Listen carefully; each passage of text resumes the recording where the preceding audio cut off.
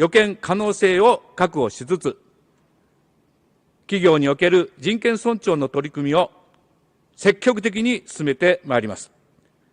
企業のためのガイドラインを今年の夏までに策定する作業も開始をいたしました。議長、この機会に、この最近の日本の取り組みを他もいくつか紹介をいたします。日本は国内外で子どもに対する暴力をなくすための取り組みを推進しており、昨年8月、行動計画を策定しました。ハンセン病、差別撤廃に関しても引き続き国際的な議論を主導し、特別報告者の活動を支援してまいります。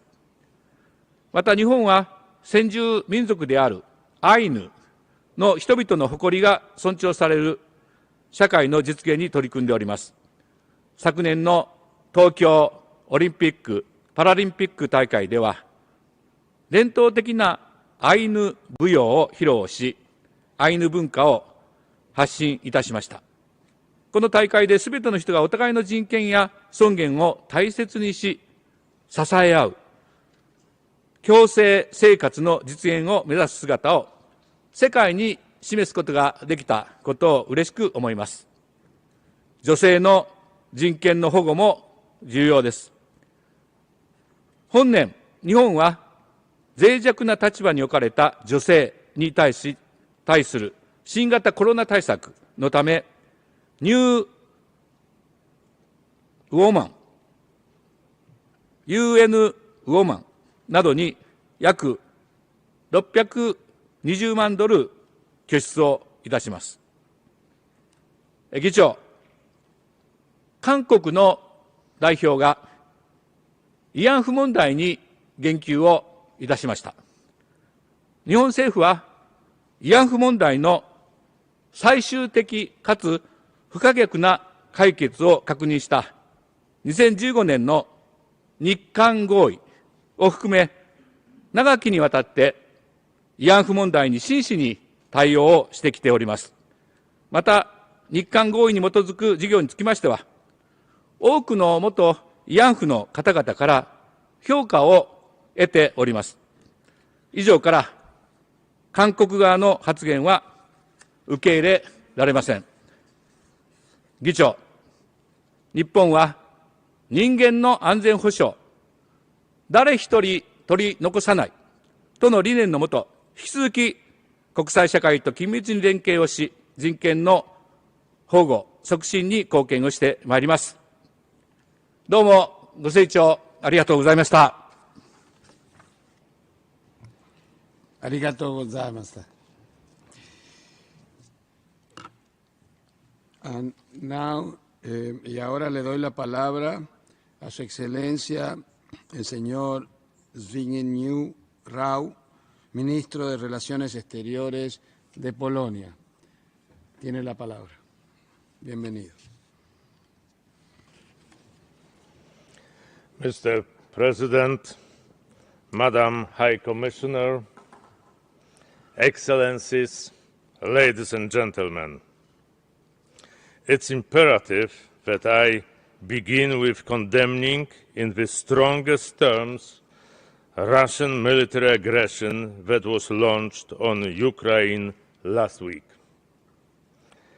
The unprecedented armed attack destroys the foundations of the existing security architecture and constitutes a flagrant violation of international law, including the UN Charter.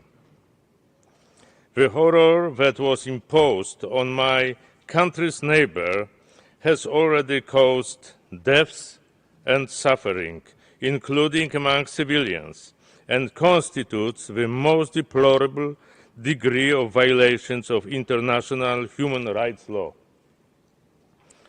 It also openly confirms our worst fears that Russia holds human rights in complete disregard.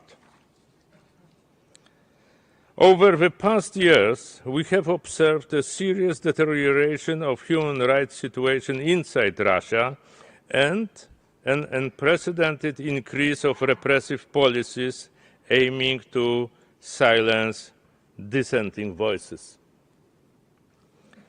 Any independent opposition activity is currently impossible in practice there. Poland warned about it repeatedly in this very forum. Now, Russian authorities' contempt for human life spilled over, although Ukrainian people have already suffered from Moscow's hand.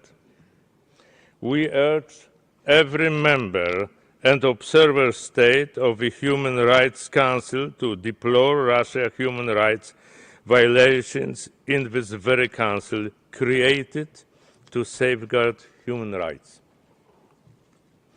Poland welcomes the Council's decision to hold an urgent debate on the human rights situation in Ukraine stemming from the Russian aggression.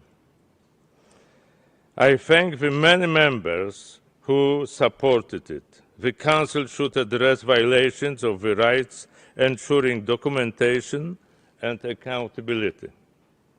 We also need to ask ourselves, should Russia continue to be a member of the Human Rights Council? Poland continues to be alarmed by the constantly deteriorating human rights situation in the occupied Crimea, where the repressive policies of occupational Russian administration strongly targets Crimean Tatars and Ukrainians. We are also concerned by arbitrary detentions and torture already used in eastern Ukraine. I want to express my solidarity with Ukraine and make it clear that Poland has taken actions in cooperation with our allies to stop this brutal, unprovoked, and unjustified act of war. The support for Ukraine's sovereignty and territorial integrity remains a cornerstone of Polish foreign policy. This support needs to be voiced clearly. We have already witnessed where Russia's aggressive policy of occupying its neighbors leads. We saw it in Abkhazia and South Ossetia, Chin Valley region, and later in Crimea. International community must not allow this to continue. We call on Russia to immediately stop this war, to withdraw troops, and to respect human rights and humanitarian needs of the people of Ukraine according to obligations stemming from international law.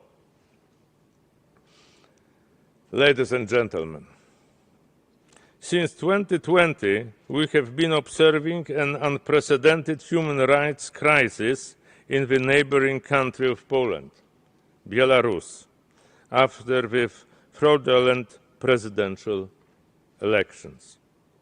The enduring environment of repressions that followed has particularly targeted independent journalists and media outlets, human rights defenders, dissidents and lawyers, and even members of the national minorities. Nowadays, in Belarus, there are over 1,000 political prisoners, and this number is constantly growing. Poland stands in solidarity with all of them, including leaders of the Union of Poles in Belarus, Angelika Borys and Andrzej Poczobut, and more than 30 imprisoned journalists.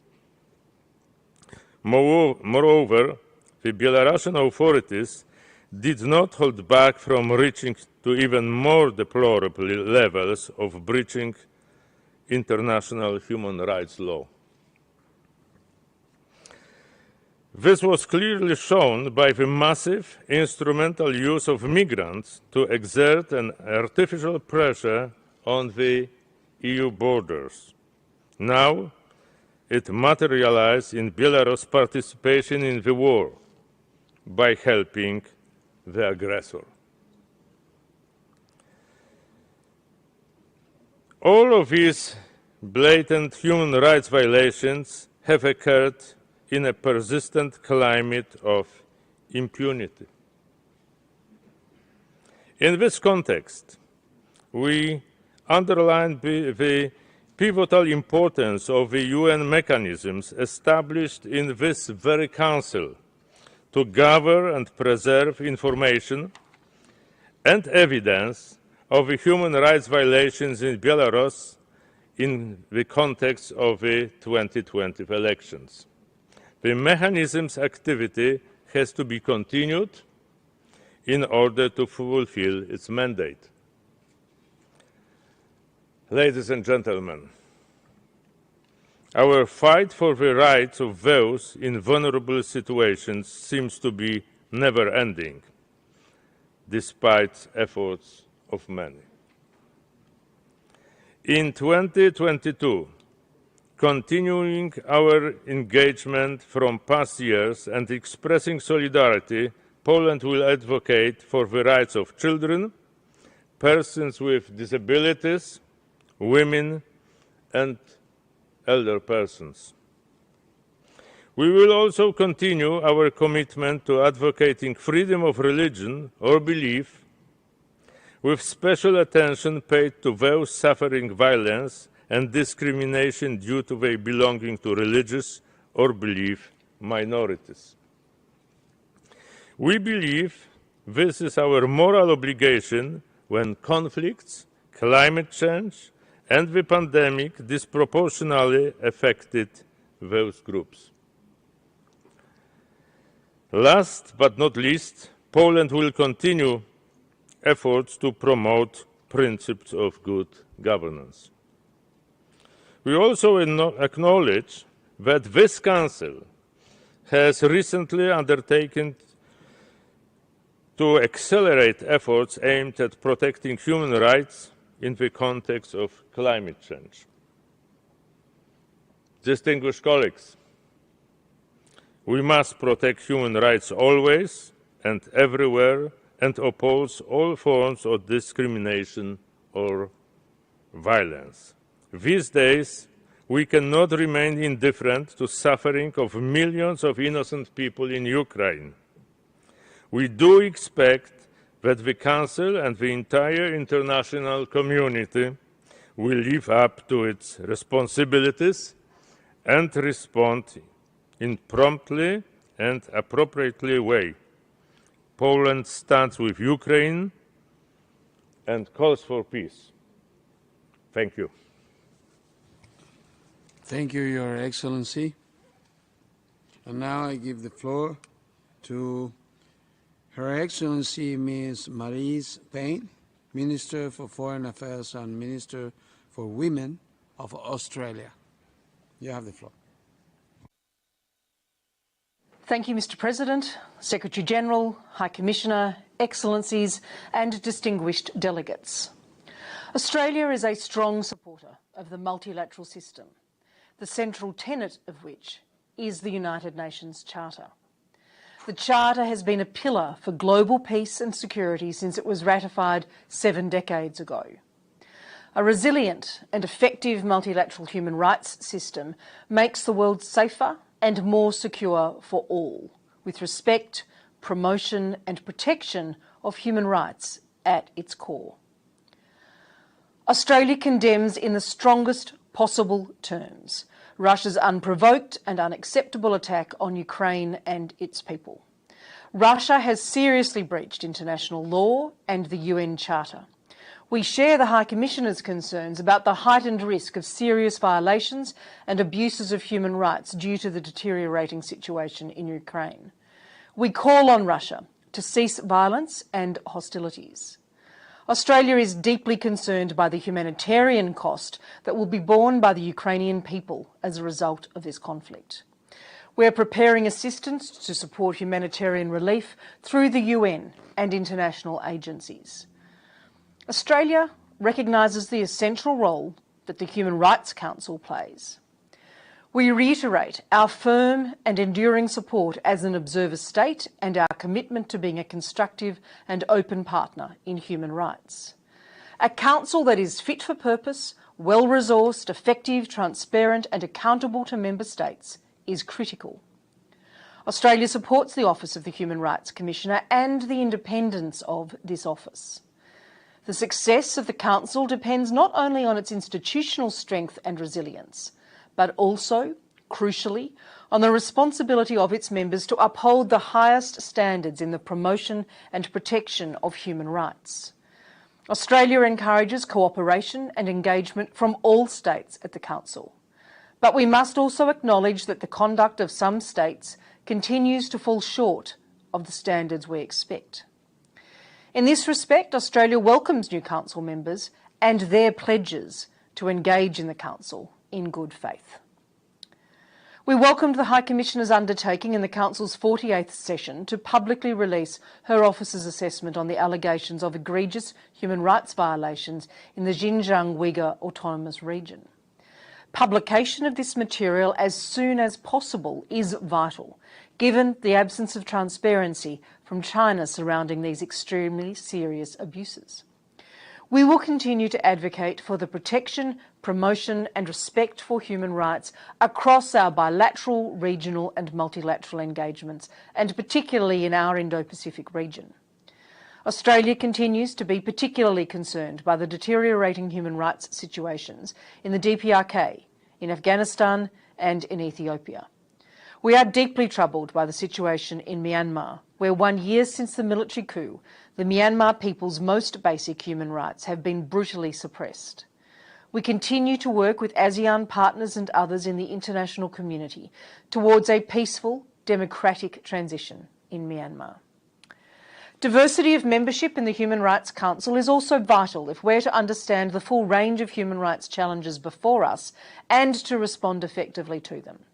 Australia is focused on ensuring that the Indo-Pacific region is represented in both the issues considered by the Council and in its decision-making.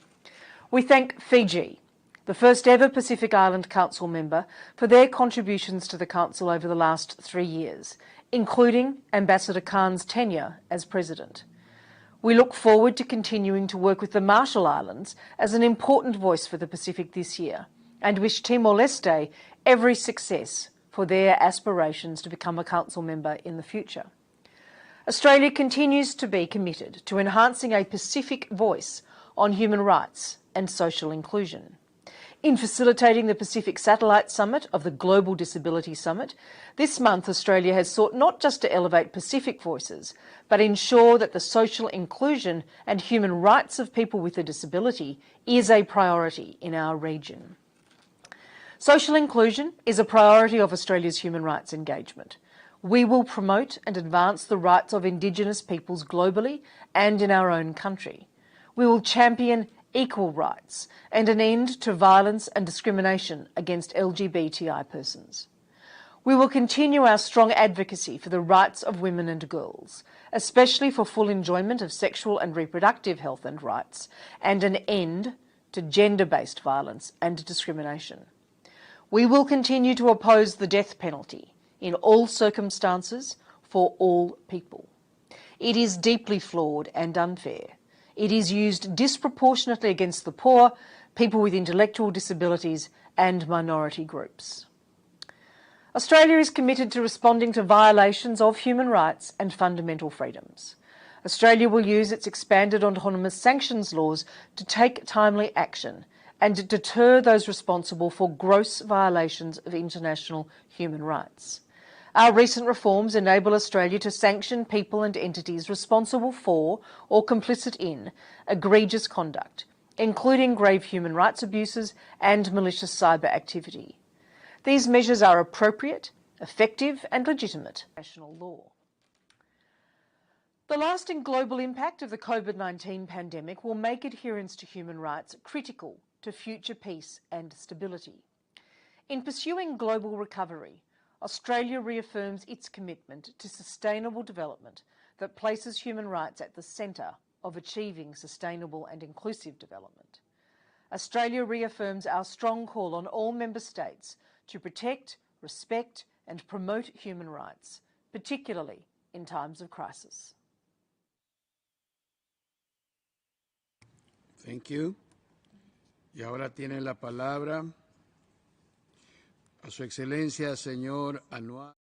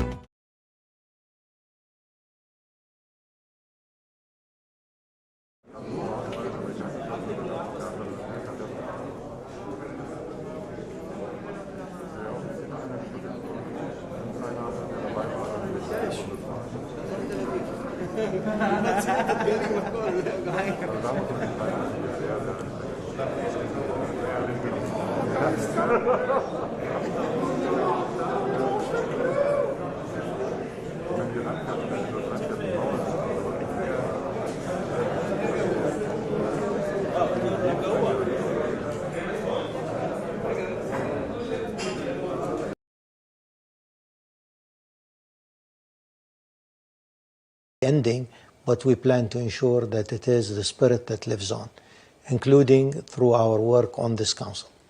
At the same time, we have been continuing to reinforce human rights at home in the UAE.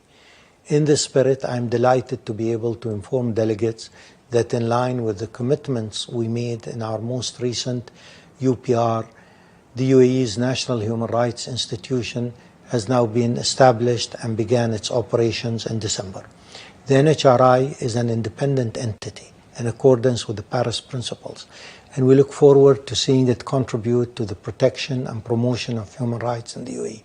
It will soon be seeking accreditation in the Global Alliance of National Human Rights Institutions. At the same time, we have been undertaking a wide-ranging review of our laws to make them increasingly progressive and more fully in line with our human rights responsibilities. This has led to substantial progress on a number of human rights files. But we know there is more to do, which is why we look forward to adopting a national action plan for human rights later this year, and will continue to examine ways to make even more progress. Mr. President, I will focus my brief remarks today on highlighting some of the challenges that I believe could benefit most from our collective efforts. There are few challenges more in need of a coordinated global policy response, or that more starkly illustrate how much more needs to be done to promote human rights than the COVID-19 pandemic. Indeed, over the course of the pandemic, the UAE has been honored to closely collaborate with other countries to provide protective equipment to healthcare professionals and to support global vaccination efforts. Abu Dhabi's HOPE Consortium has, in its first year of operations, facilitated the delivery of over 250 million vaccine doses to countries around the world. It is therefore imperative we expand our collaborative efforts to combat COVID-19 and to ensure assistance reaches those who need it most. We believe that the commitment to human rights is impossible to realize unless we empower women at all levels of society and every sector. The UAE is proud of the continued indicators of our own progress on women's rights. These are well documented, but let me just mention two recent examples. The UAE is the highest ranked country in the Arab region in the World Economic Forum 2021 Global Gender Gap Index. And as a sign of Emirati women's pioneering work in STEM subjects, women constitute 80% of the scientific team that launched the Emirates Mars mission. The issue of climate change is one that matters deeply to our young people, and one that poses a very real threat. Indeed, our youth will be the ones who are mostly impacted by it. So we have a collective responsibility to take action to mitigate the risks it poses to their future and their rights. That is why the UAE recently committed to achieve net zero emissions by 2050. And it is why we will continue to support the work of the human rights mandates on climate change that were recently adopted by the Council. At the end of last year, the UAE was honored to be chosen to host COP28 Climate Summit, which is set for November 2023. This speaks to our dedication to being a leader on global efforts to combat climate change. Mr. President, to make progress on these and other human rights related issues, it is vital that countries also strive to promote peace and security. Unless we do so, it will make the task of protecting and promoting human rights significantly more challenging. Regrettably, the new year has seen an escalation of tensions in our region. In the last month alone, there have been multiple ballistic missile and drone terrorist attacks launched by the Houthis and other non-state actors. These took the lives of 3 innocent civilians in the UAE. We're grateful for the condemnation of these terrorist attacks by the Security Council and the support expressed by more than 120 countries. We now urge the international community to take decisive and tangible steps to pressure the Houthis to end this aggressive behavior and to engage in serious efforts to implement a ceasefire and reach a political solution in Yemen. Beyond the clear violation of international law that these terrorist attacks represent, we also see them as an attempt to undermine our efforts to promote peace and security throughout the region. Despite this, the UAE remains steadfast in our dedication to build the Middle East with prosperity, peace, and human rights for all. That is why the UAE has been working hard to build bridges through both bilateral and multilateral channels. We're taking determined steps to strengthen diplomatic relations with other countries in our region, especially those with whom we have had some disagreements in recent years. For example, our decision to sign the Abrahamic Accords was driven by a desire to reduce tension and build a shared platform for promoting better lives for people across the region. This is part of our wider efforts to promote a tolerance agenda in the region. We need countries to come together to counter hateful ideologies that threaten peace between communities and that violate the human rights of others. Distinguished delegates, it is in that spirit that we look forward to collaborating with you to advance human rights for the benefit of all people everywhere. Thank you, Mr. President. Thank you. Shukran. And now I give the floor to Her Excellency Ms. Eva Maria Limets, Minister for Foreign Affairs of Estonia. You have the floor, madam. Mr. President, Excellencies, ladies and gentlemen, this spring's Human Rights Council is being overshadowed by a large-scale war started by Russia in the center of Europe in Ukraine. This has led to a widespread humanitarian catastrophe already in 5 days. I was in Kiev when the bombing started. I saw and felt the tragedy of despaired people on my road out of the country. I was then returning home. They were leaving theirs. International community must stand up and act so that they have their homes back. Now, in 2022, we are all witnessing a major aggression against them, against the core principles of international law and against peace. Russia alone is responsible for what has happened and must be held fully accountable for its unprovoked, aggressive and illegal actions against Ukraine's sovereignty and territorial integrity and a crime against the people of Ukraine. Let me be clear. We are witnessing an aggression like which Europe has not seen since the end of the Second World War. Soon, there are millions of victims of war. Russia must grant humanitarian access to people in need of food and medicines. We must act immediately to impose massive and severe costs on Russia. The international community must send a strong and united political message explicitly condemning Russia's illegal actions against peaceful Ukrainian population, actions that look like a precursor of the genocide.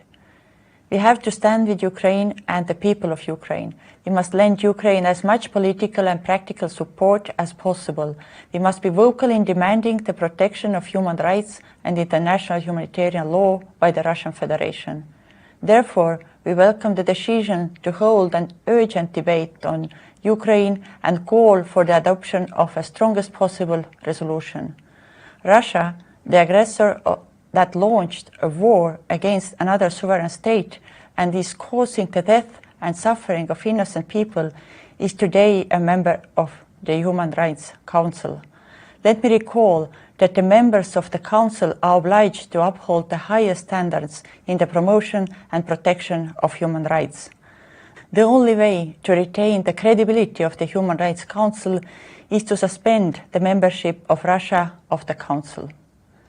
Mr. President, the fact that Russia has chosen the path of aggression and has rejected diplomacy is not surprising in retrospect. This issue and the potential threats have been repeatedly discussed in the meetings and sessions at the Human Rights Council. Preparations by Russia for the launch of a large-scale invasion against Ukraine have been going on for many months now. Indeed, as allies and partners from the democracies made significant diplomatic efforts to avert conflict, Russia continued to amass troops on Ukraine's border.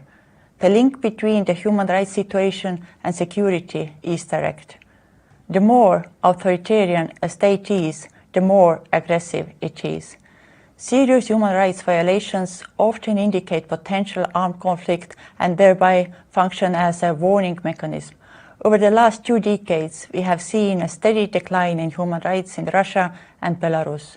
Democratic institutions and associations are being repressed. Civil liberties and human rights are suppressed.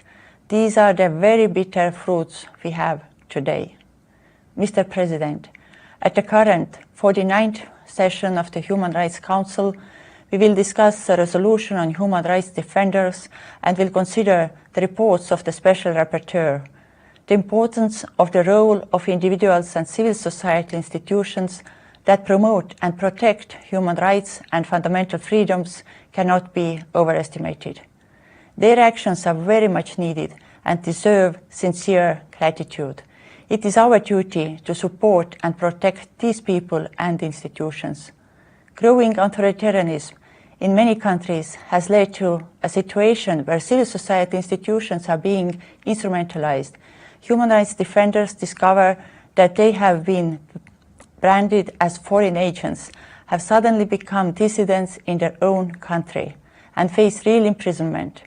They also face regular threats, attacks, reprisals, and acts of intimidation by the authorities.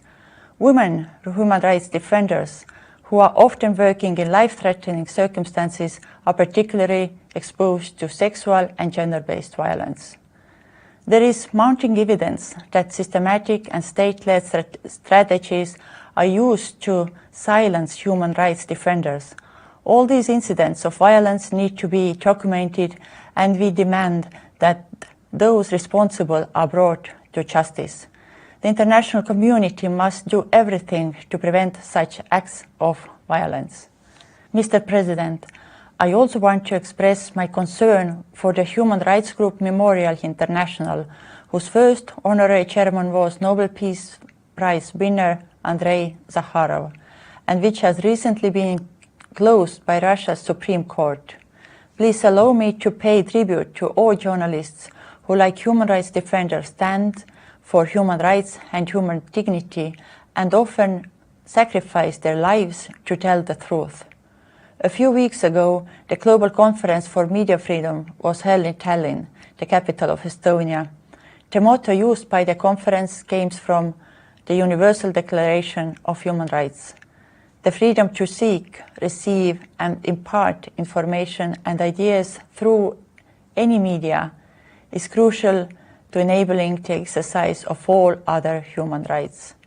Next year, we will celebrate the 75th anniversary of this key UN document, and it is as relevant as ever. Thank you for your attention. Thank you, Your Excellency. Y ahora tiene la palabra Su Excelencia el señor Roberto Álvarez, Ministro de Relaciones Exteriores de la República Dominicana. Tiene la palabra, Excelencia. Señor Antonio Guterres, Secretario General de las Naciones Unidas. Señora Michelle Bachelet, Alta Comisionada de Naciones Unidas para los Derechos Humanos. señor Federico Villegas, presidente del Consejo de Derechos Humanos, señor Ignacio Casís, presidente de la Confederación Suiza, distinguidos jefes y jefas de Estado y de Gobierno, distinguidas ministras y ministros, señoras y señores, tras 16 años de la creación del Consejo de Derechos Humanos, hoy, frente a una crisis mundial considerada la peor catástrofe en un siglo, aún nos queda mucho camino por recorrer y grandes retos por superar. Esta pandemia ha exacerbado aún más las ya difíciles situaciones de las poblaciones más vulnerables y el surgimiento de nuevos desafíos que reclaman nuestro esfuerzo mancomunado. A pesar de ello, vemos con optimismo las palabras expresadas por el presidente de la Asamblea General de que este es el año de la recuperación. Para ello, es preciso adoptar medidas que contribuyan al desarrollo, a la paz y a la seguridad en todas las naciones, lo cual solo se podrá lograr desde un multilateralismo renovado. El gobierno dominicano, en aras de no dejar a nadie atrás, ha impulsado un plan de vacunación gratuito que ha sido exitoso, con resultados a la vista y cifras elocuentes. El 67% de la población elegible está completamente vacunada, cifra que ha ido en aumento en estos primeros meses del 2022. Aproximadamente el 79% de la población tiene al menos una dosis y más de un 27,5% tiene una tercera dosis, con una letalidad actual de 0,4%, siendo esta una de las menores del mundo. En ese sentido, creemos firmemente en la necesidad de que todos tengamos acceso de manera equitativa a las vacunas.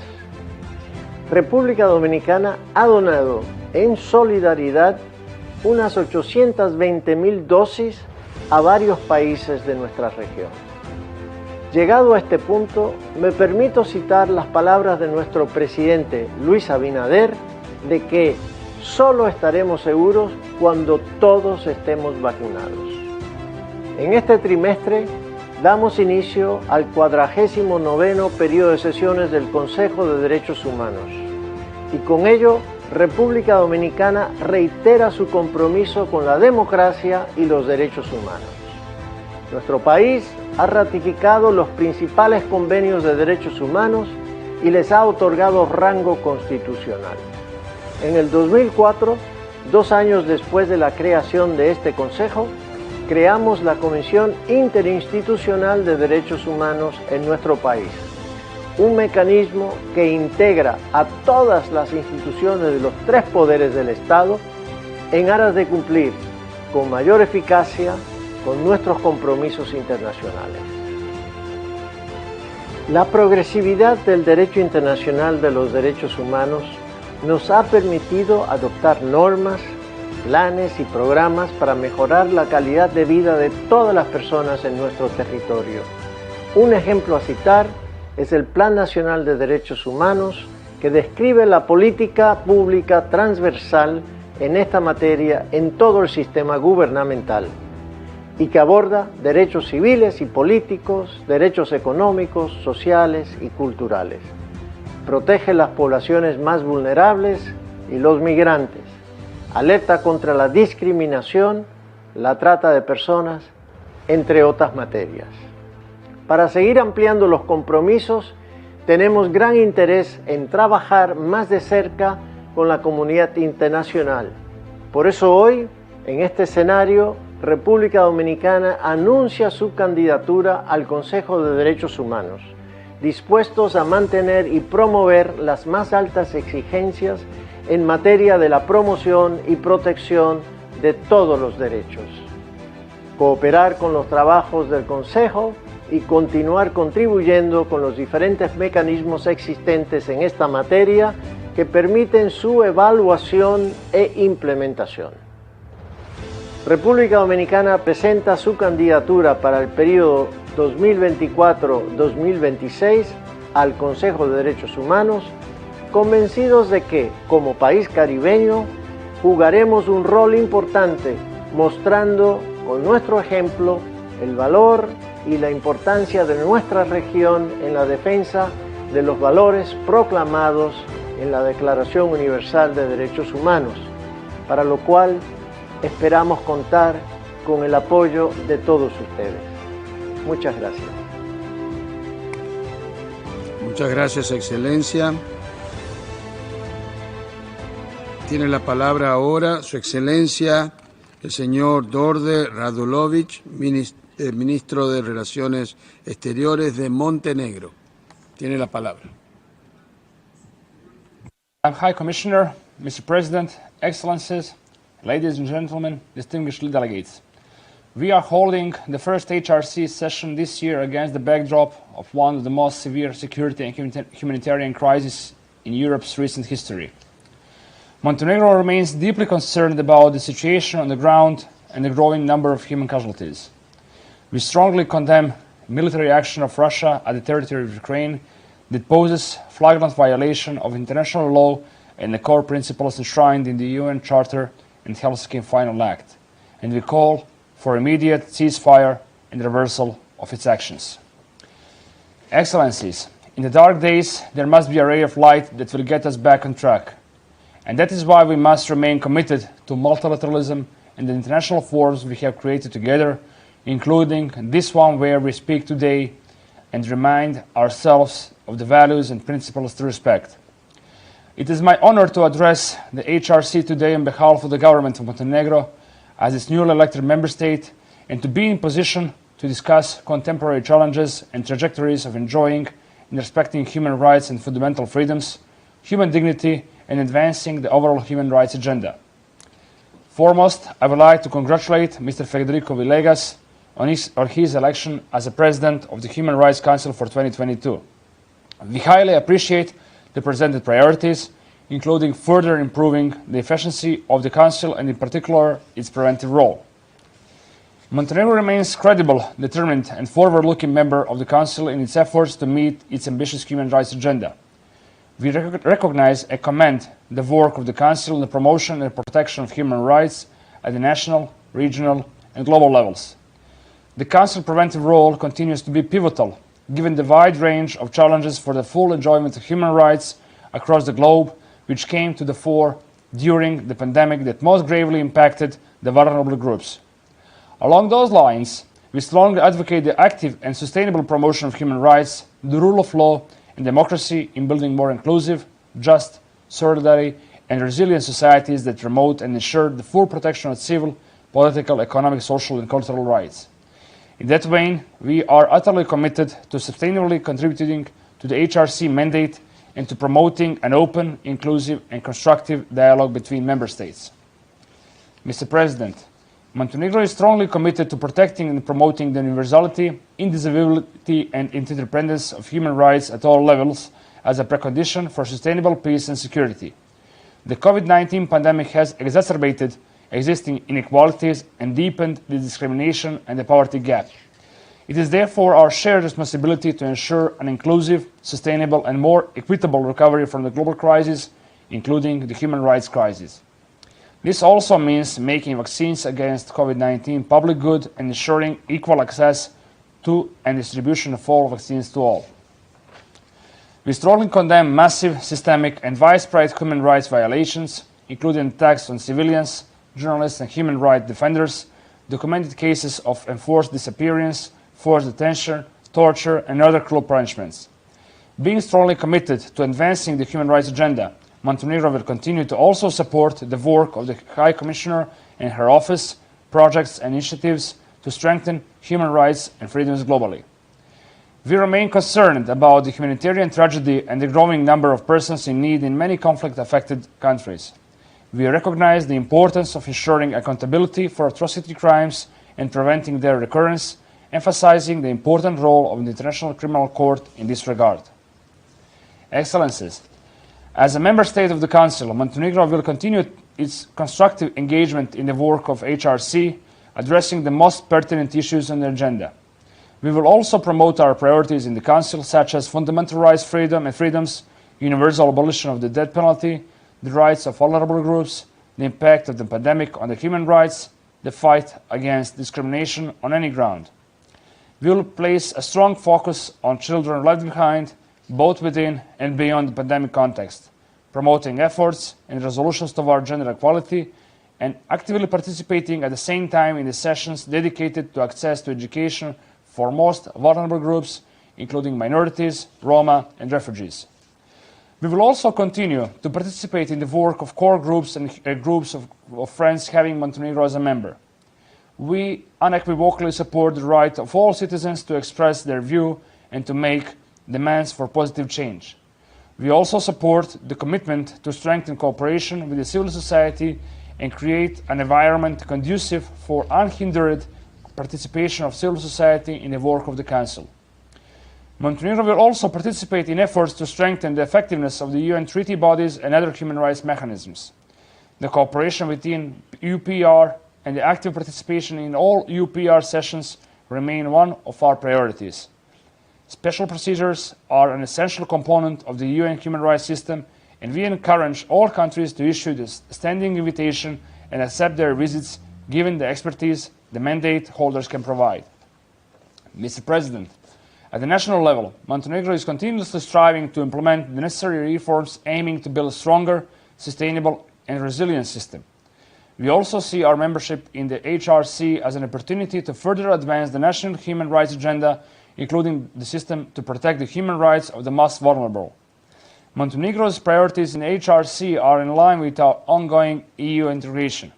We firmly believe that the synergy of these two processes will further enhance respect for the rule of law, human rights, and fundamental freedoms in Montenegrin society toward further building a more resilient, more inclusive, and more open society. Finally, I would like to reassure you that you can count on Montenegro as a constructive and dedicated partner in our joint efforts to strengthen respect for human rights across the world and to enable a dignified life and full enjoyment of human rights and freedoms for all. Thank you very much for your attention. Thank you, Your Excellency. Y ahora tiene la palabra Su Excelencia el señor Ahmad Arman, Ministro de Asuntos Legales y Derechos Humanos de Yemen. Tiene la palabra. سعادة السيد رئيس مجلس حقوق الإنسان الموقر، أصحاب المعالي والسعادة المشاركون جميعا، إنه لشرف كبير لي أن أتحدث إليكم في هذا المحفل الدولي الهام لما تمثله حقوق الإنسان من مبادئ وأهداف نبيلة لمجتمعاتنا البشرية التواقة للعيش بكرامة وحرية وأمن وسلامة وتنمية. وللأسف تنعقد هذه الفعالية الرفيعة المستوى وبلد اليمن يدخل عامه الثامن من الحرب والمعاناة بسبب ما أقدمت عليه ميليشيات الحوثي في سبتمبر 2014. لقد كان الشعب اليمني طموحا في التغيير نحو الديمقراطية وبناء الدولة اليمنية الحديثة التي تعزز حرية الإنسان وتوفر الفرص المتساوية للجميع للمشاركة في العملية السياسية والاقتصادية والثقافية والاجتماعية. وعقد لهذا الغرض مؤتمر الحوار الوطني الشامل برعاية الأمم المتحدة الذي توصل إلى نتائج هامة جدا على كل الأصعدة التي تلامس تطلعات الشعب، والتي انبثق منها مسودة الدستور الجديد لبناء الدولة اليمنية الحديثة بشكلها الاتحادي. وكان اليمنيون يتطلعون إلى إجراء استفتاء عام على مسودة الدستور للبدء في تنفيذ مخرجات الحوار الوطني وبناء مؤسسات الدولة الجديدة، واعتبروا هذه العملية الوسيلة الوطنية الشاملة لرسم خارطة الطريق لمستقبل اليمن والخروج بالمعالجات والحلول لكافة القضايا الوطنية. السيد الرئيس، أصحاب المعالي والسعادة المشاركون جميعا، لقد تحدثت الحكومة اليمنية في محافل متعددة ومنها هذا المجلس وأوضحت بأن اليمن دخلت في النصف الثاني من العام 2014 في منعطف خطير للغاية، حيث برزت جماعة الحوثي المسلحة التي رفضت ما اتفق عليه اليمنيون في مؤتمر الحوار الوطني الذي شاركت هي فيه، ورفضت مسودة الدستور الجديد، وارتكبت أعمال عسكرية أوقفت عملية الانتقال السياسي في اليمن وأدت إلى الانقلاب على السلطة الشرعية في 21 سبتمبر 2014، وكان الأحرى بالعالم أن يتخذ موقفا صلبا ضد الانقلاب في حينه ودعم الحكومة اليمنية لإنهائه، كونه يعتبر انتهاكا صارخا لحقوق الإنسان وفرضا لإرادة مجموعة مسلحة بقوة السلاح، وهو ما يتنافى مع القوانين والأعراف المحلية والدولية. والمؤسف حقا هو ما يلاحظ من تعامل ناعم من قبل وكالات الأمم المتحدة ومفوضية حقوق الإنسان مع هذه الميليشيات، والتي جعلها تزداد شراسة وعدوانية في قمع واضطهاد الشعب اليمني الواقع تحت سيطرتها. وهناك العديد من التقارير التي تفضح ذلك السلوك الإجرامي، ولا نزال نتطلع أن تعيد هذه الوكالات والمنظمات النظر في مواقفها المتراخية وتتخذ مواقف حازمة تسهم في ردع تصرفات تلك الميليشيات. كما نطالب المجتمع الدولي ومجلس حقوق الإنسان أن يتخذ إجراءات فعالة من شأنها حماية المدنيين في المدن اليمنية المختلفة ومخيمات النزوح من الاعتداءات والهجمات الإرهابية التي ترتكبها ميليشيات الحوثيين بحق المدنيين والأعيان المدنية في اليمن وفي دول الجوار، والتي تشكل انتهاكا صارخا للقانون الدولي الإنساني والقانون الدولي لحقوق الإنسان، وتهديدا حقيقيا على المنشآت المدنية والحيوية وإمدادات الطاقة واستقرار الاقتصاد العالمي وتقويض الأمن والسلم الإقليمي والدولي. ومن بين هذه الجرائم التي ارتكبها ميليشيات الحوثيين هو اتخاذ السكان كرهائن في مدن وقرى كاملة، واستخدامهم كدروع بشرية، واستخدام المدارس والمراكز المدنية كمخازن للأسلحة، والمباني الحكومية كمراكز للاعتقال، وأسطح المنازل للقنص واستهداف المدنيين، وتمارس الخطف والاغتصاب وتلفيق الاتهامات واحتجاز الناشطات سياسيا ومهنيا. كما أن هذه الميليشيات تواصل حصار المدن وتحرم السكان من حرية التنقل أو الوصول للماء والغذاء، وتستخدم التجويع كوسيلة حرب. ونظرا لما ترتكبه هذه الميليشيات الإرهابية، فإننا نطالب المجتمع الدولي ومجلس حقوق الإنسان التحلي بالمسؤولية تجاه إرهاب الحوثيين والمتعاظم ضد المدنيين في اليمن وخارجه، وضد الملاحية الدولية في البحر الأحمر، والعمل على سرعة تصنيفهم كجماعة إرهابية حتى يتمكن العالم من فرض المزيد من العقوبات تجاه قادتهم المتورطين بارتكاب تلك الجرائم. السيد الرئيس، أصحاب المعالي والسعادة الحاضرون جميعا، إن الوضع المأساوي الناتج عن الانقلاب أوجد معاناة إنسانية حقيقية في اليمن، وخاصة في تلك المناطق الواقعة تحت سيطرة الميليشيات الحوثية بسبب تصرفاتها اللا إنسانية المتجسدة في نهب أموال الدولة من عوائد الجمارك والضرائب والمؤسسات الإرادية الأخرى. ووصلت حد تلك الممارسات حد سرقة المساعدة الإنسانية كما اعترفت بها بعض الوكالات الدولية. وأجدها فرصة لأعبر عن تقدير وامتنان الحكومة اليمنية لكل الدول والمنظمات التي قدمت الدعم والمساندة للشعب اليمني ولا تزال، وأهمها مركز الملك سلمان للمساعدات الإغاثية والإنسانية، والهلال الأحمر الإماراتي، وغيرها من الدول والمنظمات.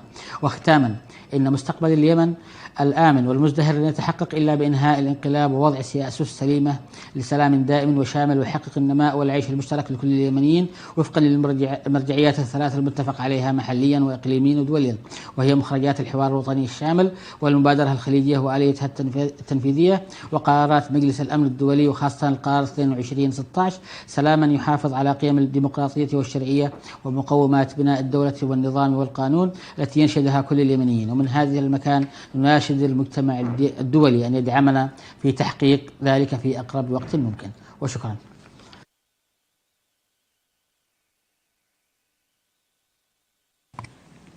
Shukran. Y ahora tiene la palabra Su Excelencia el señor Bui Tan Son, Ministro de Relaciones Exteriores de Vietnam. Tiene la palabra.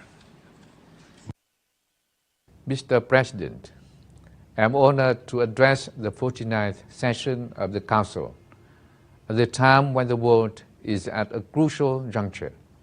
The COVID-19 pandemic is draining resources, disrupting economies, deepening existing divides and inequalities, effectively wiping out years of development progress. For the first time in decades, extreme poverty is once again on the rise. Meanwhile, violence and armed conflicts continue to break out and rage on in many areas, threatening peace, stability, and development, undermining prospect of a robust, sustainable recovery of the world economy. All this is on top of the existential threat of climate change and environmental degradation, which affects all nations and all peoples. At the same time, never before, humanity holds so much power enabled by advancement in technology and innovation to influence and determine the characters of the world we live in. Today's technologies, if we so choose, can foster connections and linkages to bring peoples and nations closer together and can enhance dialogue, understanding and cooperation to ensure peace, stability, prosperity, and to address the global challenges. We can choose to shift towards a green, circular, digital economy which empower people, improve livelihoods, and protect the environment. This opportunity urges us to build forward better, to ensure everyone is equal in the pursuit of happiness, freedom, and sustainable development, and that no one is left behind. Mr. President, this year marks the 45th anniversary of Vietnam's UN membership. But for 77 years since our nation's independence in 1945, Vietnam has been taking on unwavering commitment to delivering to our people the very values that the UN is striving for. People are at the heart of Vietnam's development strategy. They are both the chief beneficiary and the principal driver of Vietnam's development process. We seek to balance GDP growth with cultural and social progress, environmental protection, and climate resilience. This people-centric and holistic approach has enabled Vietnam to effectively tackle challenges. Vietnam's GDP growth in 2021 was 2.58% and is projected to accelerate to 5.5% this year. Poverty rate continues to fall and Human Development Index keeps improving. Facing the pandemic with assistance from international partners, Vietnam has effectively launched the nation's largest ever vaccination campaign. Vietnam is now among the countries with the highest vaccination coverage, with 97% adult population fully vaccinated. We are now preparing for a green and inclusive post-pandemic recovery.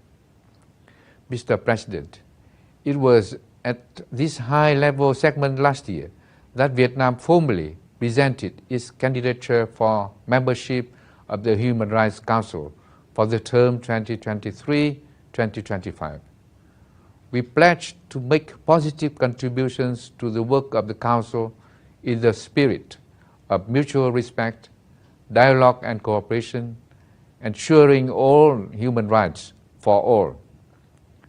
We stand ready to work closely with other member states and stakeholders to uphold the principles of the UN Charter and the international law and strengthen the efficiency and effectiveness of the Human Rights Council through dialogue, cooperation, and mutual respect. We will promote the enjoyment of human rights and fundamental freedoms in a comprehensive and holistic manner in all civil, political, economic, social, cultural, and developmental aspects. Our efforts will focus on particular on the protection of vulnerable groups and combating violence and discrimination against them. The promotion of gender equality, especially for women and girls in the era of digital transformation, and on protection and promotion of human rights in addressing global issues, especially climate change. And we will work to promote the right to health, particularly in the unpredictable context of COVID-19 and other communicable diseases. The right to decent work in joint efforts to achieve the 2030 Agenda for Sustainable Development, and the right to quality education based on equality, opportunity and universal access. We do look forward to receiving the valuable support of all UN member states and to work with all of you to build a better future for all. Thank you. Thank you. E agora tenho a honra de dar a palavra e convidar a Sua Excelência o Sr. Rui Alberto Figueiredo Soares, Ministro de Assuntos Estrangeiros, Cooperação e Integração Regional do Cabo Verde. Bem-vindo. Tem a palavra, Excelência.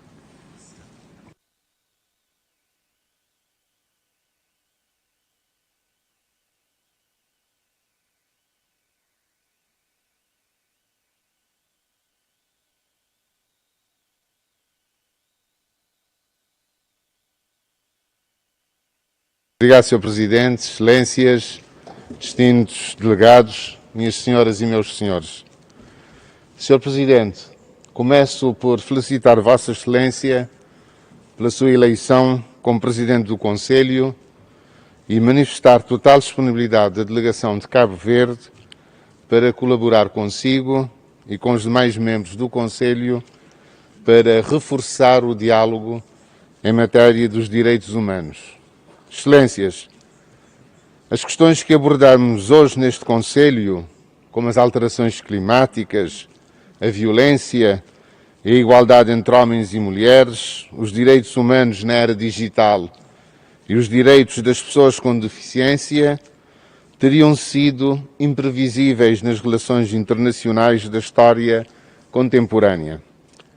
Embora tenhamos feito muitos progressos, há ainda muito trabalho por fazer. Reunimos-nos nesta sessão num contexto de pandemia e da devastação causada pela Covid-19. O Conselho dos Direitos Humanos oferece, pois, importantes contributos para a construção de melhor renovação do contrato social, prevendo um caminho a seguir, não deixando ninguém para trás. Temos de aproveitar todas as oportunidades para alcançar uma recuperação inclusiva e sustentável e, para isso, temos de passar de medidas de mitigação temporárias para investimentos de longo prazo ancorados numa perspectiva dos direitos humanos. Excelências, a pandemia da Covid-19 levou-nos aos nossos limites, testando a nossa resiliência em todos os setores da economia e áreas do desenvolvimento. Ao abordarmos os impactos da pandemia, é importante que reconheçamos o facto que os mais vulneráveis e marginalizados foram os mais atingidos. A pandemia desestabilizou e devastou os mais pobres das nossas comunidades, agravando as desigualdades existentes e invertendo os progressos na concretização dos Objetivos de Desenvolvimento Sustentável. Em 2021, muitos relatórios, diálogos e resoluções sublinharam a importância de uma cooperação internacional eficaz e de parcerias na resposta às consequências socioeconómicas da pandemia. No entanto, a pandemia não é apenas uma crise económica e de saúde, é também uma crise dos direitos humanos.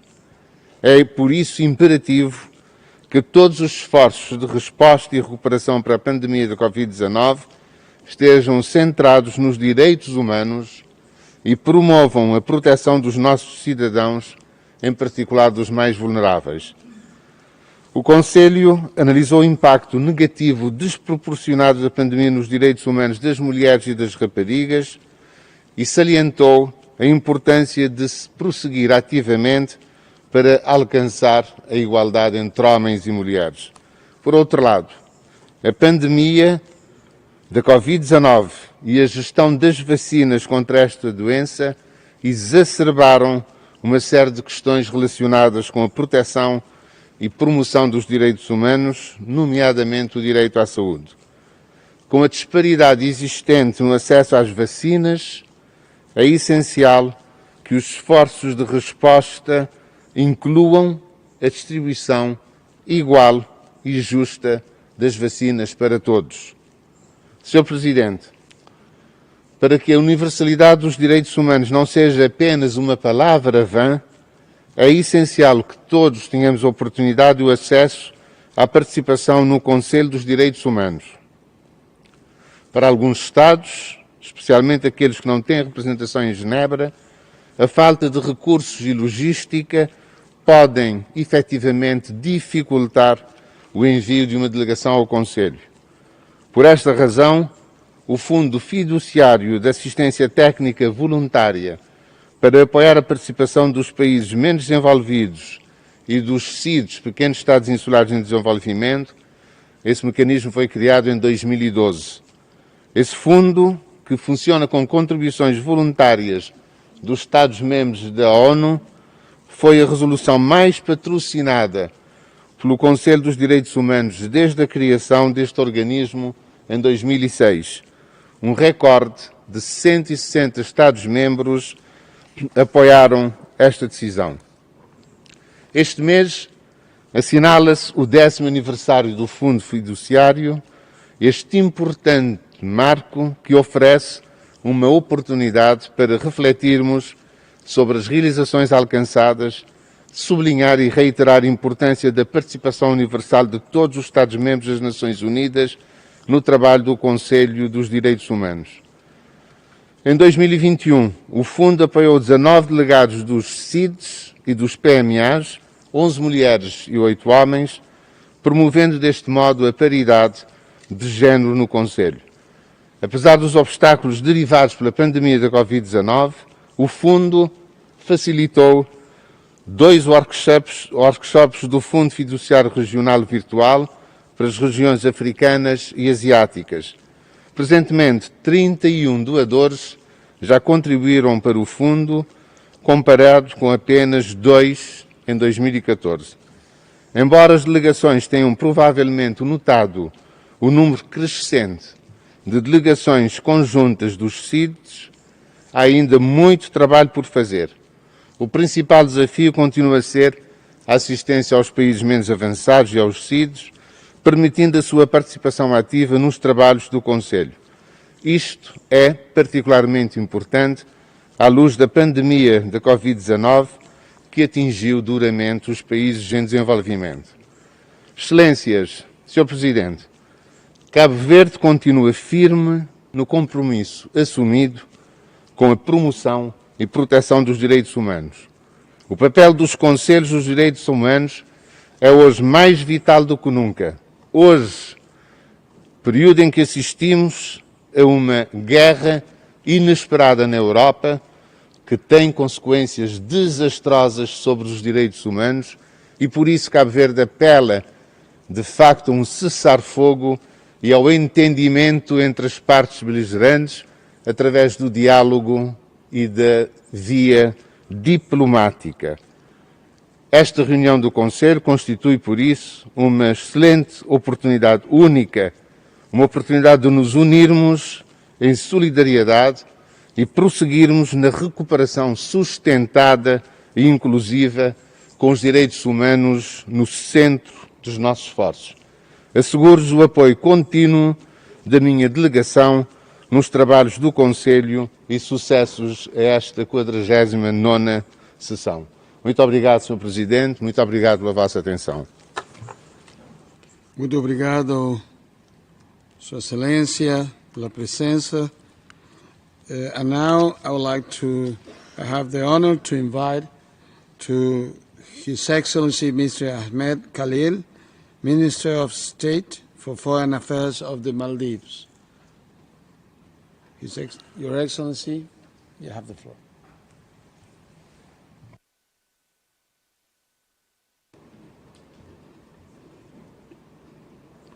Bismillah ar-Rahman ar-Rahim. Mr. President, Madam High Commissioner, Excellencies, distinguished delegates.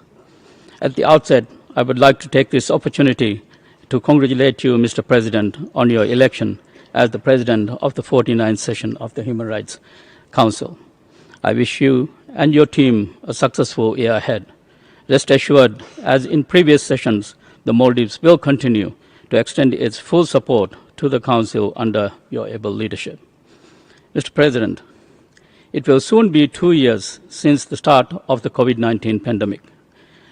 Fortunately, the Maldives is on the road to recovery with strong public health and economic measures.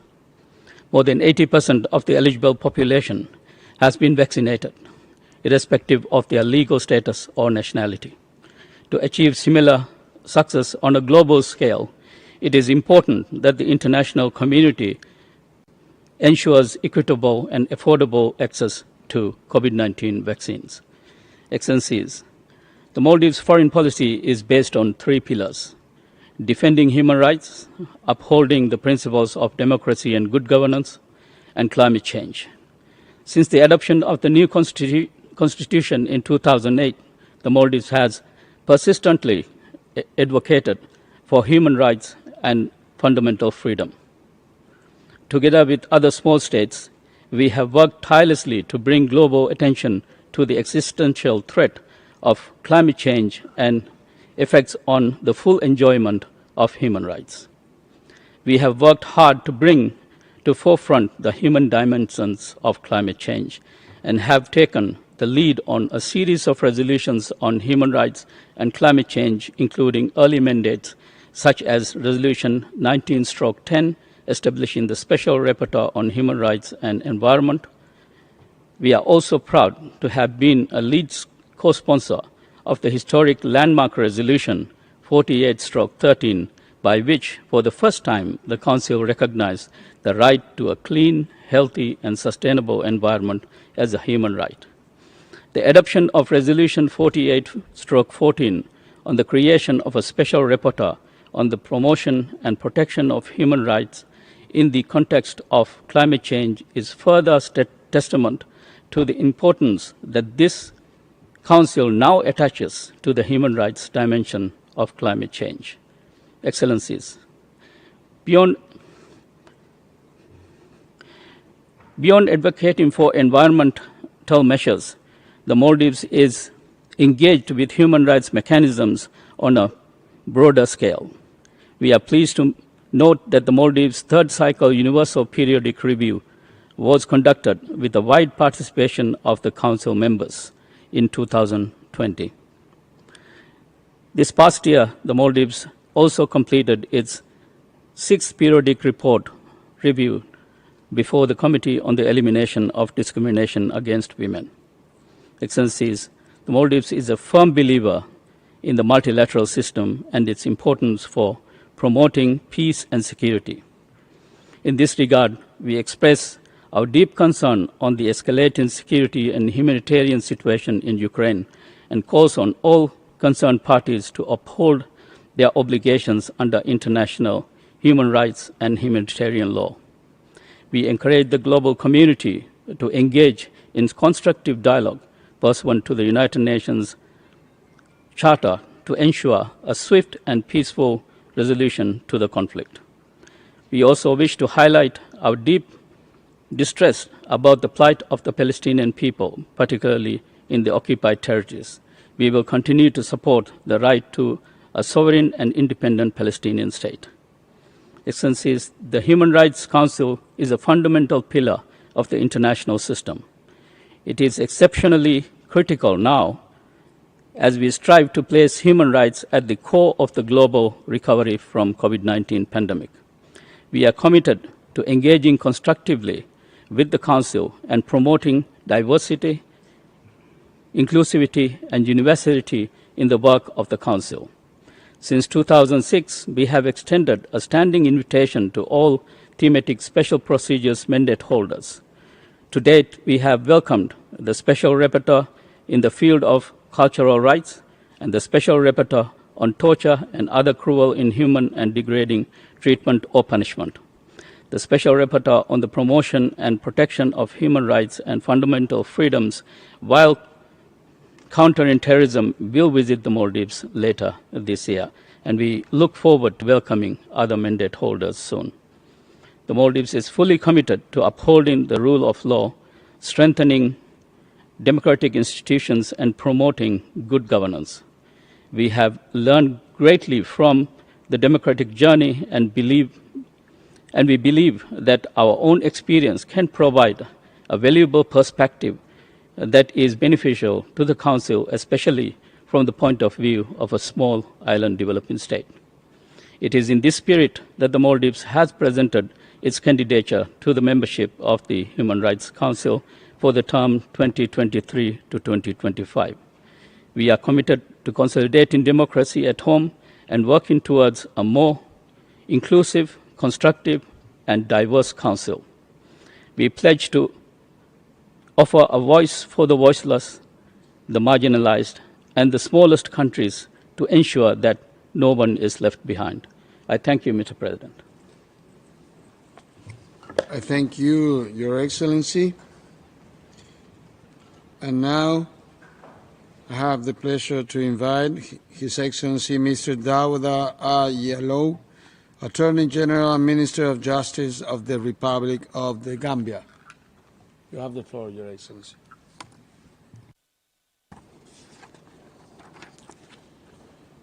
Mr. President, Excellencies, at the outset, allow me to convey warm greetings from the people and government of the Republic of the Gambia, and to also extend our gratitude to His Excellency Mr. Abdullah Sahid, President of the General Assembly, His Excellency Mr. Antonio Guterres, Secretary General of the United Nations, H.E. Ms. Michelle Bachelet, the United Nations High Commissioner for Human Rights, and SEM Ignacio Cassis, the President de la Confederación de Suisse, for participating in the 49th session of the Council. As we prepare to take our seat on this Council for the first time, it is an honor and privilege to lead my delegation at this historic session. In making these few remarks on behalf of the Gambia on this momentous day, allow me to assure members of this Council of our full commitment to the Council. As we congratulate you, Your Excellency, we will assure you that we will give our unflinching support to the work of the Council throughout your presidency. The Gambia is indeed grateful to the entire membership of the General Assembly for the trust and support that led to our election into this very important world body. Mr. President, Excellencies, with the firm conviction that human rights constitute an essential basis for peace, inclusion, and sustainable development, and the strengthening of the rule of law, the Gambia aspires to contribute to the work of the Council in promoting and supporting proposals that reinforce the efficiency of its organs, procedures, and mechanisms for the promotion and protection of human rights within the principles of transparency, collaboration, respect, and equality among states, as well as promoting cooperation, dialogue, justice, and international solidarity. Human rights and fundamental freedoms are an integral part of the institutions established by the Gambian Constitution, with a view to safeguarding human dignity as a common and intrinsic condition that applies to all persons subject to the jurisdiction of the state. The Gambia, as a host country of the African Commission on Human and People's Rights, shall continue to cooperate and collaborate effectively and participate in the affairs of all established regional and sub-regional human rights treaty bodies.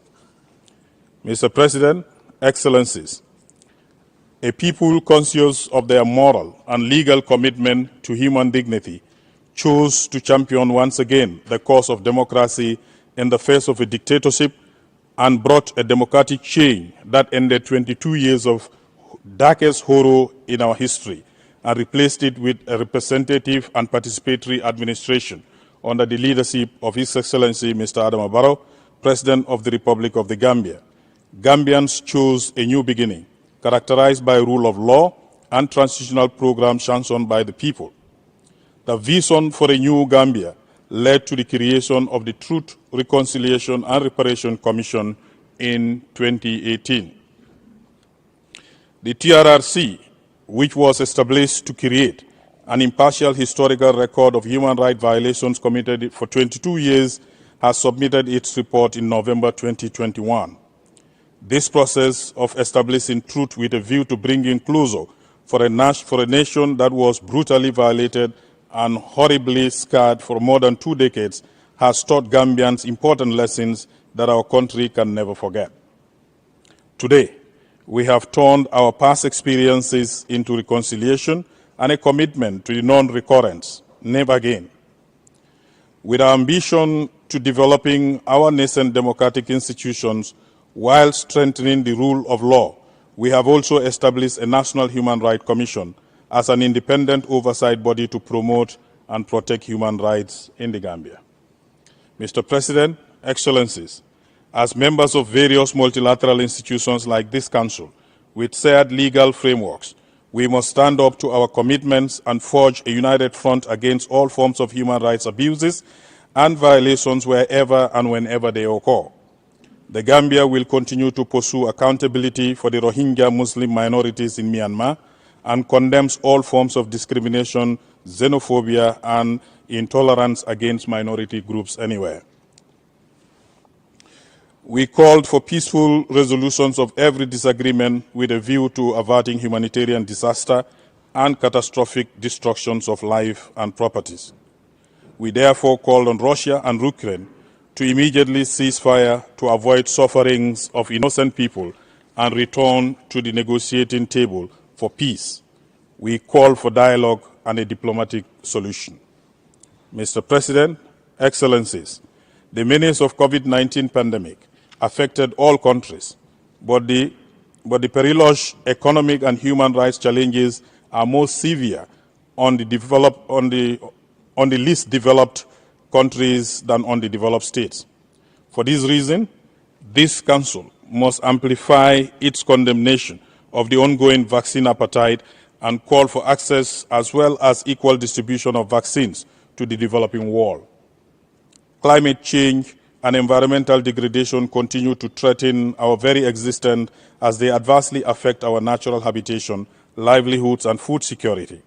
All over the world, particularly in the developing world, humanitarian crises are leading to human rights violations and displacements of people due to war, climate change, environmental degradation, related calamities, which are most often avoidable. We applaud the continued commitment of the Council in finding solutions to these problems.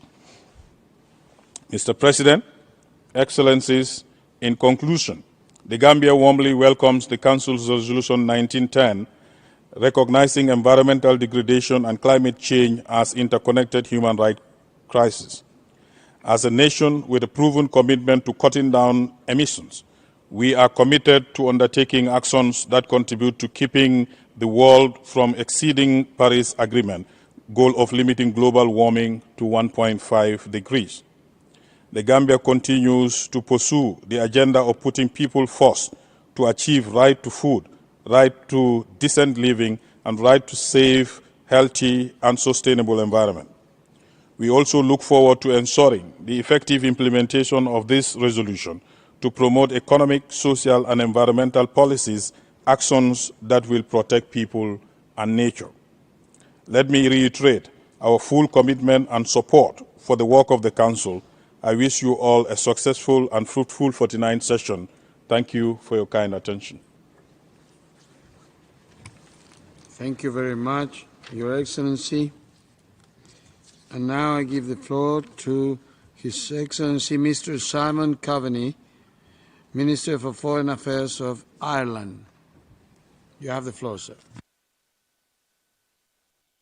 Mr. President, High Commissioner, it's a privilege to address this Human Rights Council. And during this session, Ireland will engage with the full agenda of the Council. But today, I want to focus my remarks on the attacks on Ukraine. By invading Ukraine and violating its sovereignty and territorial integrity, the Russian Federation, facilitated by Belarus, is flagrantly violating the UN Charter and the Universal Declaration of Human Rights. Ireland condemns utterly the Russian Federation's further invasion of Ukraine. This military action has already resulted in severe violations of the civil, political, economic, social and cultural rights of the people of Ukraine. Civilians are bearing the brunt of this conflict.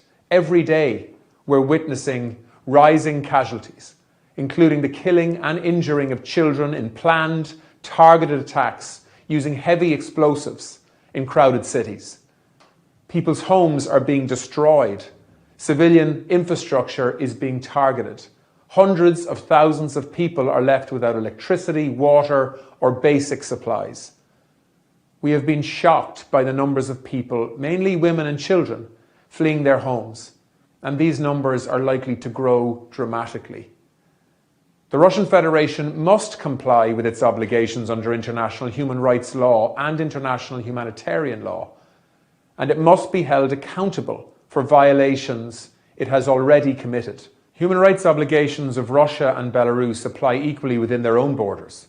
We condemn the crackdowns on those exercising their fundamental freedoms, including those Russian and Belarusian citizens bravely protesting against these acts of war. The fundamental freedoms of expression, peaceful assembly and association must of course be protected. This crisis will only be resolved through political dialogue.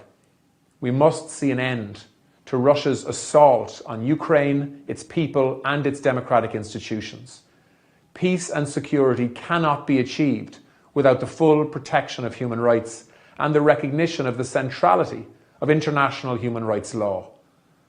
We call for an immediate ceasefire, unconditional withdrawal of Russian troops, full respect for human rights and accountability for violations committed.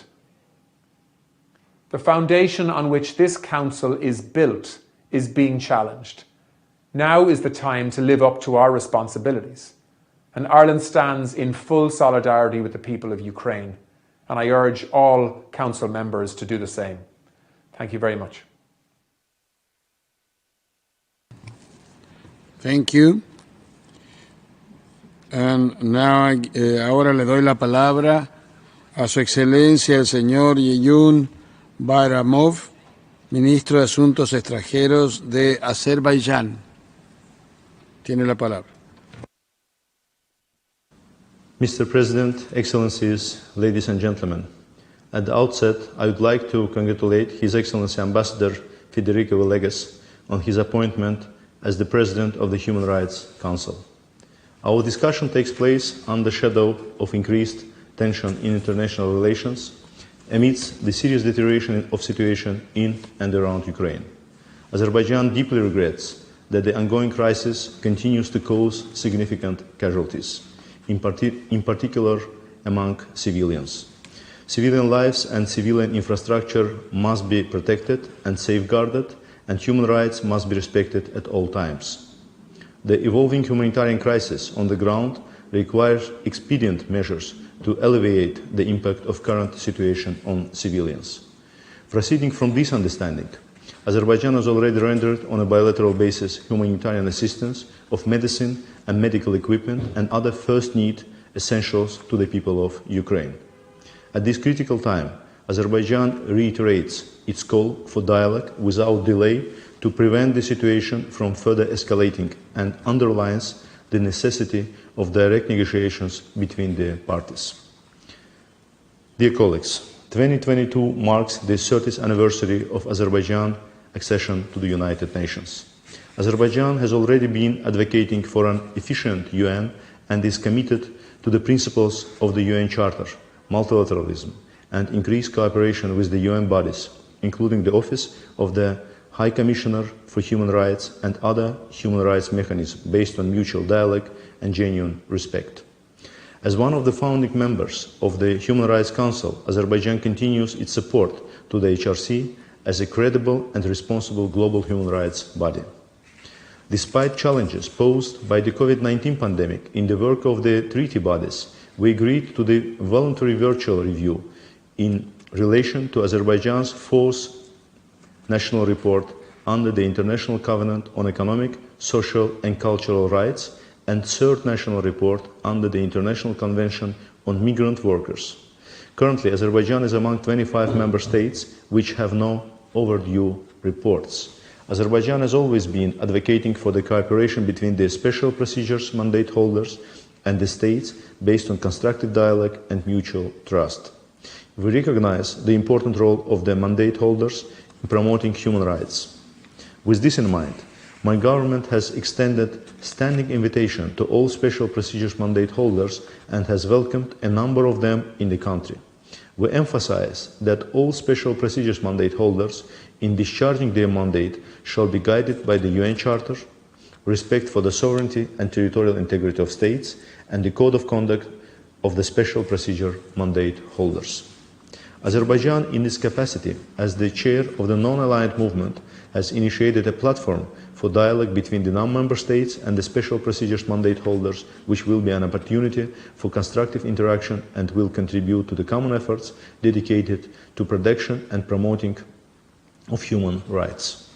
In 2021, the chairmanship of the Republic of Azerbaijan in the non-aligned movement was successfully continued.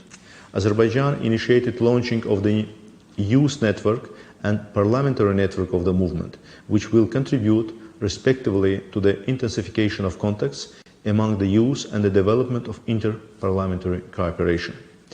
Promotion and protection of all universally recognized human rights, in particular the right to development, is very important for the NAM. This year, Azerbaijan will present a draft resolution on the commemoration of the 31st anniversary of the Declaration on the Right to Development, and in cooperation with the OHCHR will organize a series of events on this occasion. Committed to the realization of the 23rd Agenda, during the UN High-Level Political Forum on Sustainable Development, Azerbaijan presented its next voluntary national review. Among the countries of the region, the Republic of Azerbaijan was the first one to submit the third report on the implementation of the UN Agenda for Sustainable Development until 2030. The Republic of Azerbaijan has worked with other members of the world community to seek and provide effective responses to the COVID-19 pandemic. Regretfully, the pandemic has further exacerbated existing inequalities within and among developing and developed countries, affecting the poorest countries the most. To address serious concerns over the persisting vaccine nationalism, during current session of the Council, Azerbaijan, on behalf of the NAM, together with Ecuador, will again present a draft resolution on ensuring equitable, universal access for all countries to vaccines.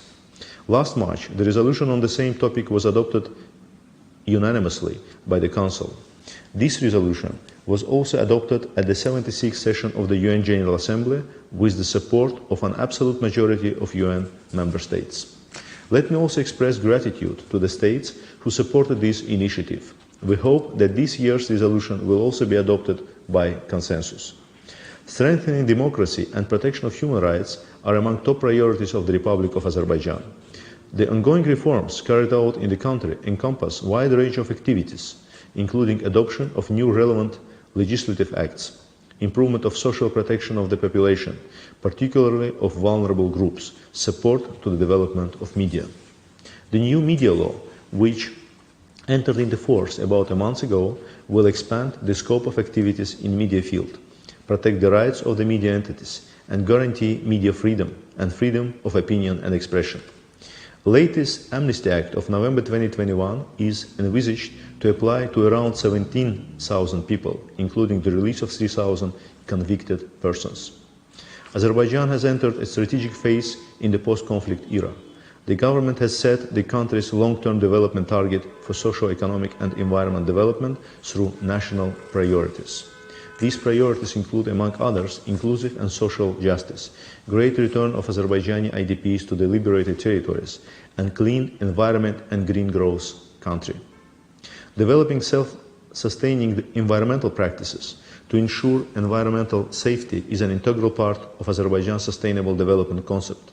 After restoration of territorial integrity, the government of Azerbaijan has already embarked on transforming the liberated territories into environmentally friendly green energy zones and to build smart cities and smart villages. Currently, Azerbaijan is expecting the UNEP mission to its liberated territories. The end of the conflict between Armenia and Azerbaijan creates new economic opportunities, not only for Azerbaijan, but also for the region. In this regard, rehabilitation and reconstruction of the liberated territories will be one of the main directions of the development priority of Azerbaijan in coming years. $1.3 billion have been already spent from the state budget for these purposes in 2021. The task facing Azerbaijan in restoring these areas was eyewitnessed by the UNHCR during its mission to our country last year, the aim of which was to discuss the conditions and prospects for the return of IDPs and refugees.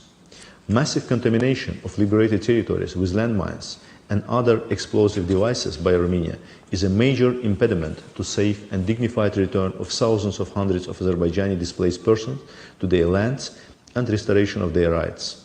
The Azerbaijani National Agency for Mine Action is charged with coordinating activities of demining, mine risk education, and victim assistance. Accuracy of only 25% of all maps of mined areas released by Armenia has not contributed much to the acceleration of the demining process. The process is going on. However, we are still losing people. Since the end of the conflict, around 200 people have become victims of mine explosions. The harsh consequences of culturcide committed by Armenia has been revealed in full scale after the liberation of Azerbaijani territories from Armenian occupation. For more than 20 years, the Republic of Azerbaijan has repeatedly called on UNESCO to implement mission to then occupied territories of Azerbaijan. However, this mission was prevented due to the occupation of these territories by the Armenian military forces. The fact is reflected in the UNESCO activities report published in 2005. The Azerbaijani historical, cultural and religious heritage in Armenia shared the same fate as the heritage in the then occupied territories, the facts about which has been repeatedly brought to the attention of UNESCO and the international community by Azerbaijan. On numerous occasions, Azerbaijan at the highest level has declared its determination to preserve, restore and put into operation all cultural and religious monuments in the liberated territories irrespective of their origin. Our strong track record in promoting multiculturalism, both at home and abroad, is a guarantee in this regard. In conclusion, let me once again recall that Azerbaijan is interested in cooperation with relevant international partners, including UN and its agencies, as well as individual states which are willing to contribute to peace, stability and development in the region. The position of Azerbaijan in this regard is based on international law, relevant resolutions and documents regulating UN's activities in the fields of humanitarian assistance, post-conflict rehabilitation and reconstruction. Thank you.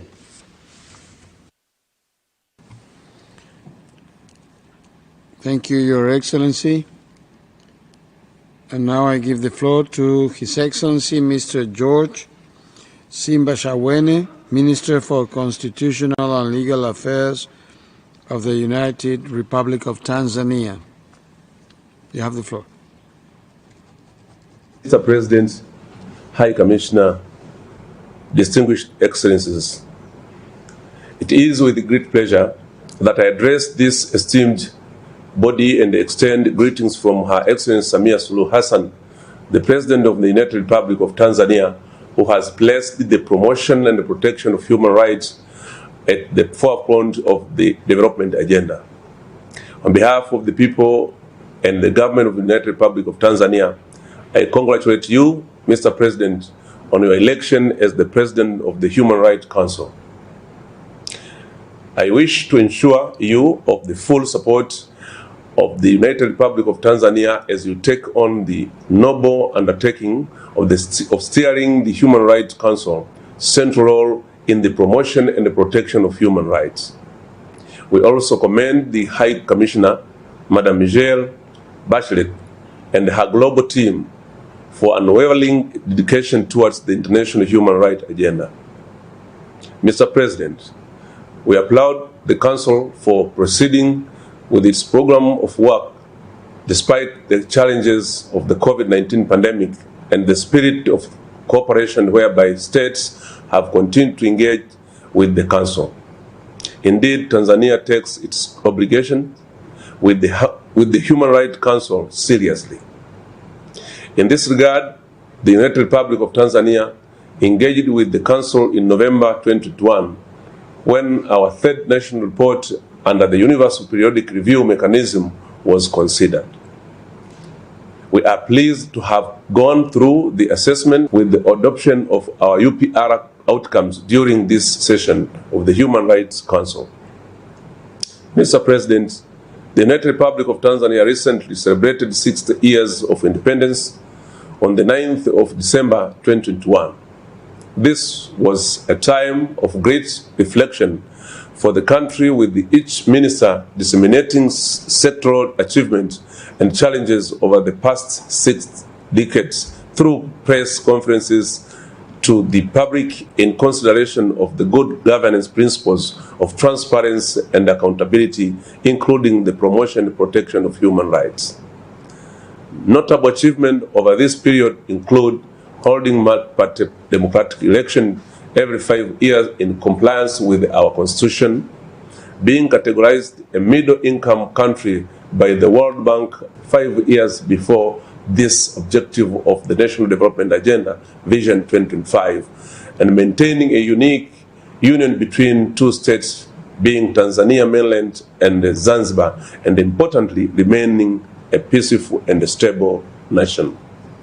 Mr. President, the United Republic of Tanzania, like the rest of the world, has had to adopt response measures to the COVID-19 pandemic in recognition of the right to health and in consideration of the socio-economic ramifications of the pandemic.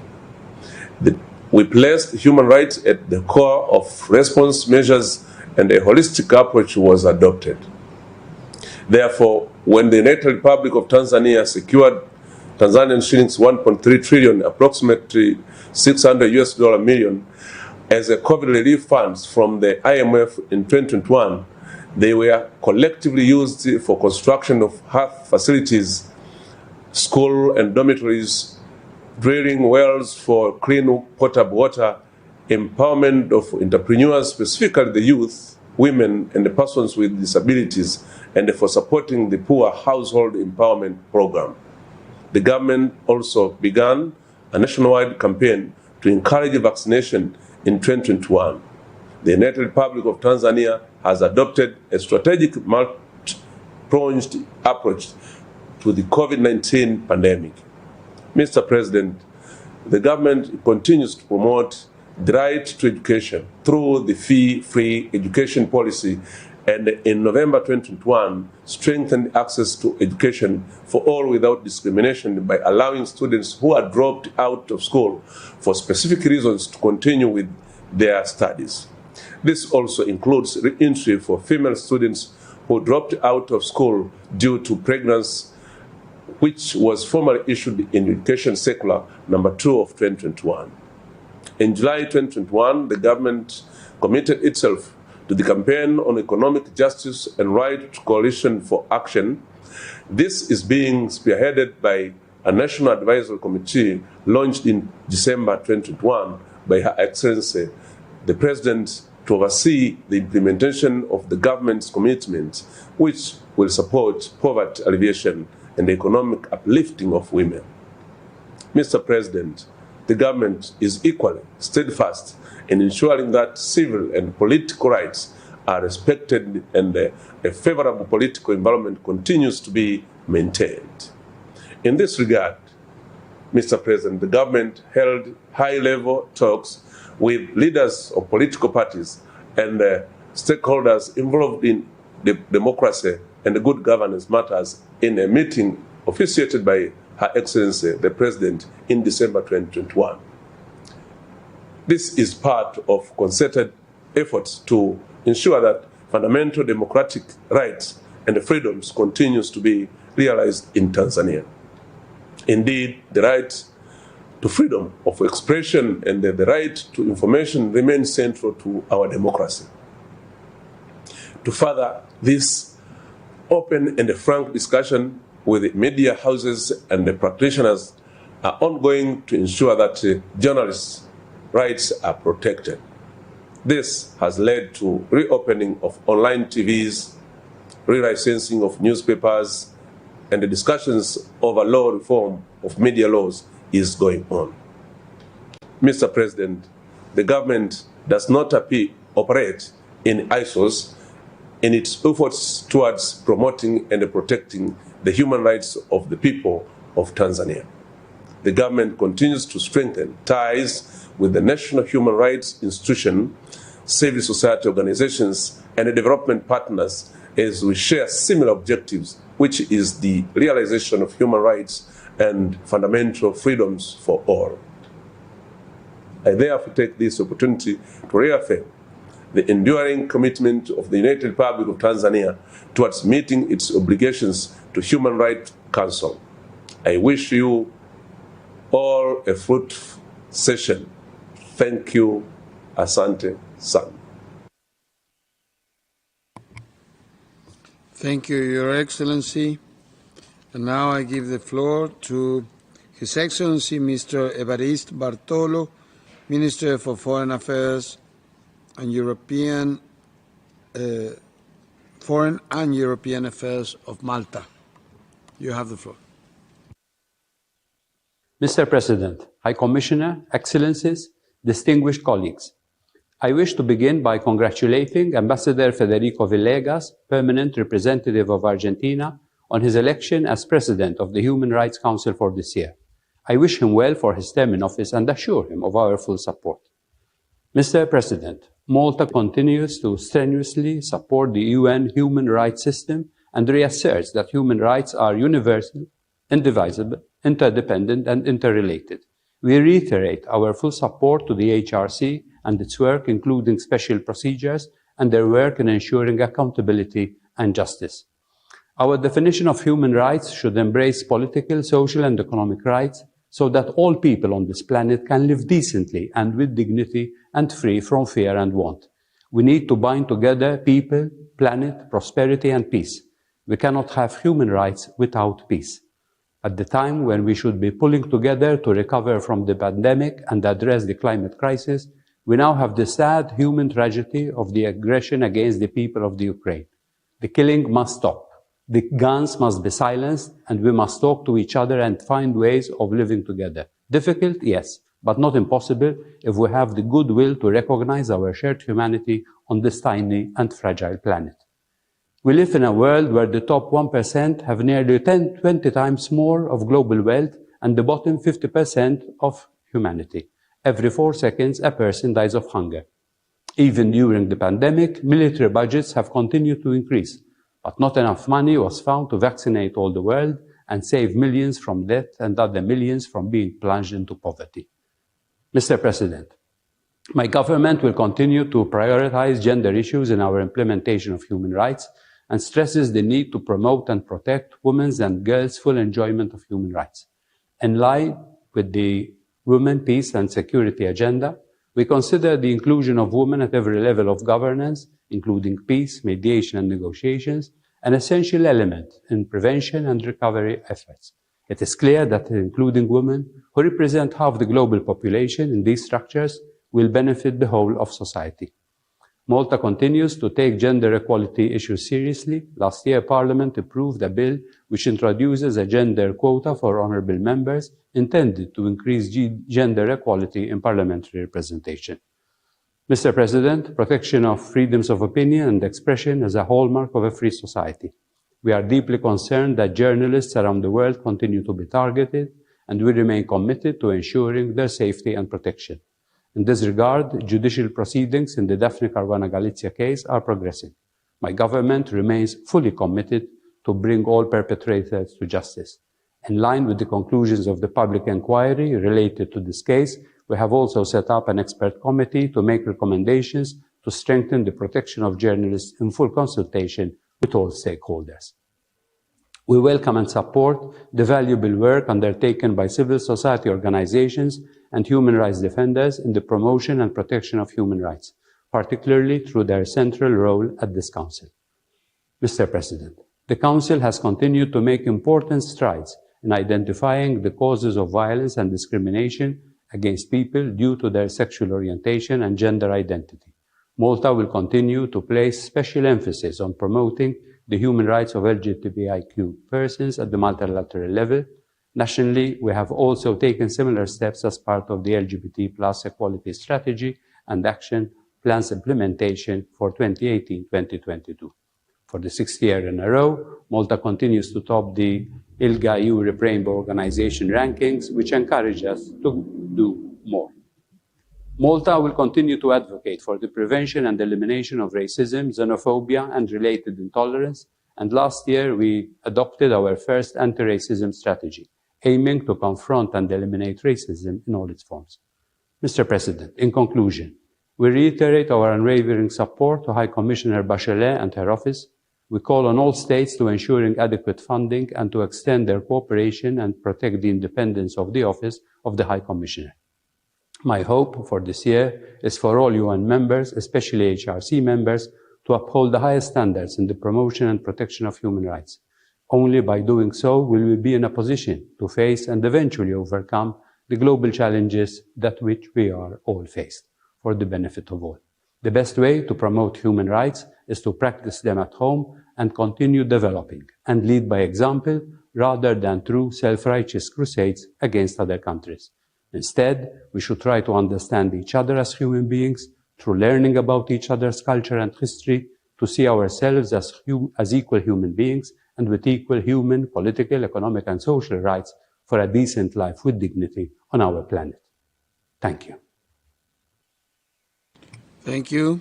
Et maintenant, j'ai l'honneur de donner la parole et inviter à son Excellence Cheikh Ahmedou, commissaire aux droits de l'homme, à l'action humanitaire et aux relations avec la société civile de Mauritanie. Excellence, vous avez la parole.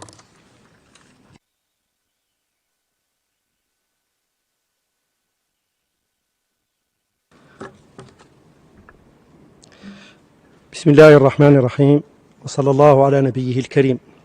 السيد رئيس مجلس حقوق الإنسان الموقر، السيد المفوضة السامية لحقوق الإنسان، السادة والسيدات الوزراء، أصحاب السعادة، السفراء ومندوبي الدول، السادة والسيدات ممثلي المنظمات الدولية والإقليمية، السادة والسيدات ممثلي المؤسسات الوطنية لحقوق الإنسان ومنظمات المجتمع المدني، أيها السادة والسيدات، يطيب لي بداية أن أعبر باسم حكومة الجمهورية الإسلامية الموريتانية عن أخلص التهاني وأطيب التمنيات لمجلسنا الموقر وللمفوضية السامية لحقوق الإنسان على العمل الجبار الذي ما فتئوا يقومون به من أجل ترقية وحماية حقوق الإنسان وصيانة كرامته في كافة أنحاء العالم.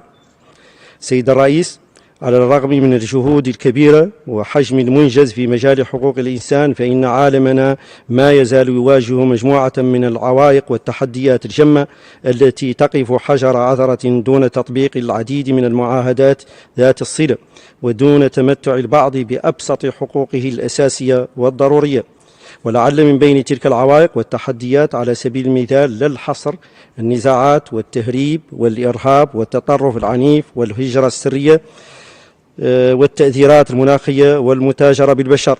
وفي هذا الإطار لم تزل بلادنا تقوم بجهود حثيثة على المستويين الدولي والإقليمي للمساهمة الفعلية في حل النزاعات واستقبال وإيواء النازحين وطالب اللجوء ورفع التحديات عن طريق سياسات متنوعة ومقاربة أمنية شاملة سعيا للتصدي للإرهاب والتطرف والجريمة المنظمة العابرة للحدود، وخاصة في إطار مجموعة دول الساحل الخمس.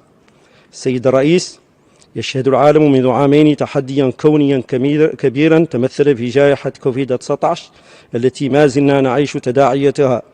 أثرت بشكل كبير على البرامج الاقتصادية وعلى أنماط العيش المعتاد، وبفضل السياسات المحكمة التي اتبعتها بلادنا لتسيير الأزمة تم منح الأولوية لإعمال الحقوق الاقتصادية والاجتماعية خاصة لصالح الفئات الهشة من السكان، وقامت بإطلاق برامج كبرى من بينها برنامج الأولويات والبرنامج الرعوي الخاص وخطة التضامن الوطني والتصدي لجائحة كوفيد-19.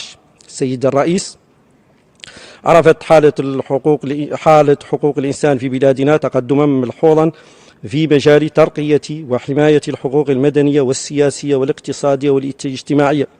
تعززت معها مكانة موريتانيا بين مصاف الأمم الساعية بجد إلى بناء دولة القانون والمؤسسات وترسيخ الديمقراطية وحقوق الإنسان والترقية وصون مفاهيم الحرية بما يضمن بناء الإنسان الحر المالك زمام إرادته. وفي هذا السياق تم لأول مرة إطلاق مسار إعداد استراتيجية وطنية لترقية وحماية حقوق الإنسان في البلد، وفي مسار تشاوري بالتعاون مع مكتب المفوضية السامية للأمم المتحدة لحقوق الإنسان في بلادنا. سيد الرئيس، شهد الإطار القانوني والمؤسسي لترقية وحماية حقوق الإنسان تطورا نوعيا من خلال المصادقة على نصوص تشريعية جديدة عززت حماية الحقوق والحريات، كالقانون 00/2021 المتعلق بالجمعيات والهيئات وبالشبكات، الذي يكرس لأول مرة نظام التصريح للجمعيات بدل الترخيص، ومن خلال إنشاء المرصد الوطني لحقوق المرأة والفتاة. كما تم استحداث جائزة وطنية لتشجيع المدافعين عن حقوق الإنسان وتعزيز اللحمة الاجتماعية. وفي مجال محاربة العبودية والاتجار بالبشر نظمت حكومة بلادي طاولة مستديرة حول إنفاذ القانون 031/2015 المجرم للعبودية والمعاقب للممارسات الاستعبادية، أسفرت عن صياغة توصيات واقتراح حول إنفاذ القانون. كما توجت بإصدار تعميم وزاري مشترك يحث القائمين على إنفاذ القانون على اتخاذ التدابير اللازمة المنصوص عليها في القوانين لضمان مسطرة قضائية فاعلة، علاوة على تنظيم ورشات تكوينية وحملات تحسيسية حول التشريعات لصالح السلطات الإدارية والقضائية والأمنية ومنظمات المجتمع المدني. سيد الرئيس، في إطار تعزيز الحقوق الاقتصادية والاجتماعية، واصلت الحكومة تنفيذ برنامج أولويات موسع الذي يحتوي على أكبر عدد من المشاريع المتزامنة في تاريخ البلد.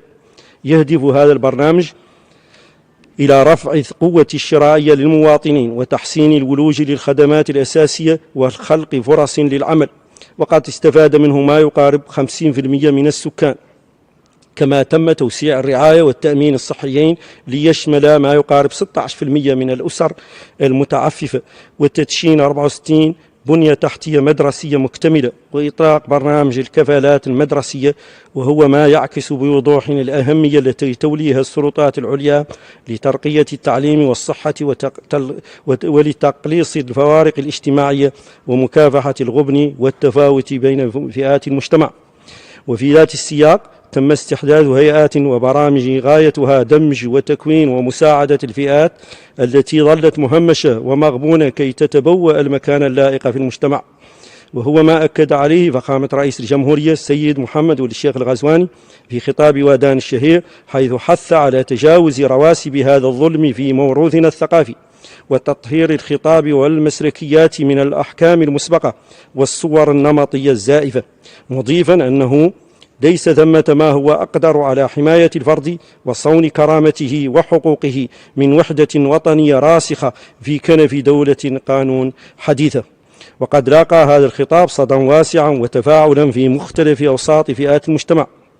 سيد الرئيس، إن بلادنا ماضية بجد وبكل الوسائل في تمسكها بالتزامات الدولية في مجال حقوق الإنسان، وقد تجسد ذلك في تعاطيها الإيجابي والمستمر مع كافة الهيئات والآليات الأممية والإقليمية المختصة. ولعل مرور بلادنا الأخير أمام آلية الاستعراض الدوري الشامل ومشاركتها في حوار تفاعلي مع فريق العمل الخاص بالاختفاء القسري أمور بين أخرى تشهد على الإرادة الصادقة والديناميكية الملحوظة التي يعرفها مسار العلاقة مع هذه الهيئات. وننتظر في الأشهر القادمة زيارة المقرر الخاص المعني بالأشكال المعاصرة للرق ورئيسة فريق العمل المعني بحقوق المرأة والفتاة. سيد الرئيس، اسمحوا لي أن أثمن باسم الحكومة الموريتانية جهود كافة هيئات الأمم المتحدة المواكبة والداعمة لبلادنا في مجال حقوق الإنسان، وخاصة مكتب المفوضية السامية لحقوق الإنسان في بلادنا، وكذا المؤسسات الوطنية لحقوق الإنسان ومنظمات الدفاع عن حقوق الإنسان التي تمثل شاركتها وبفعالية مؤشرا مهما على المكانة التي تتمتع بها والدور الكبير الذي بات ينتظر منها سواء على مستوى التعبئة أو التثقيف أو المشورة. وختاما أعرب لكم عن حرص السلطات العليا في بلادنا على المضي قدما في مواكبة كافة الجهود الرامية إلى حفظ وصيانة كرامة الإنسان، متمنيا لأعمال دورتنا التوفيق والنجاح. أشكركم والسلام عليكم ورحمة الله تعالى وبركاته.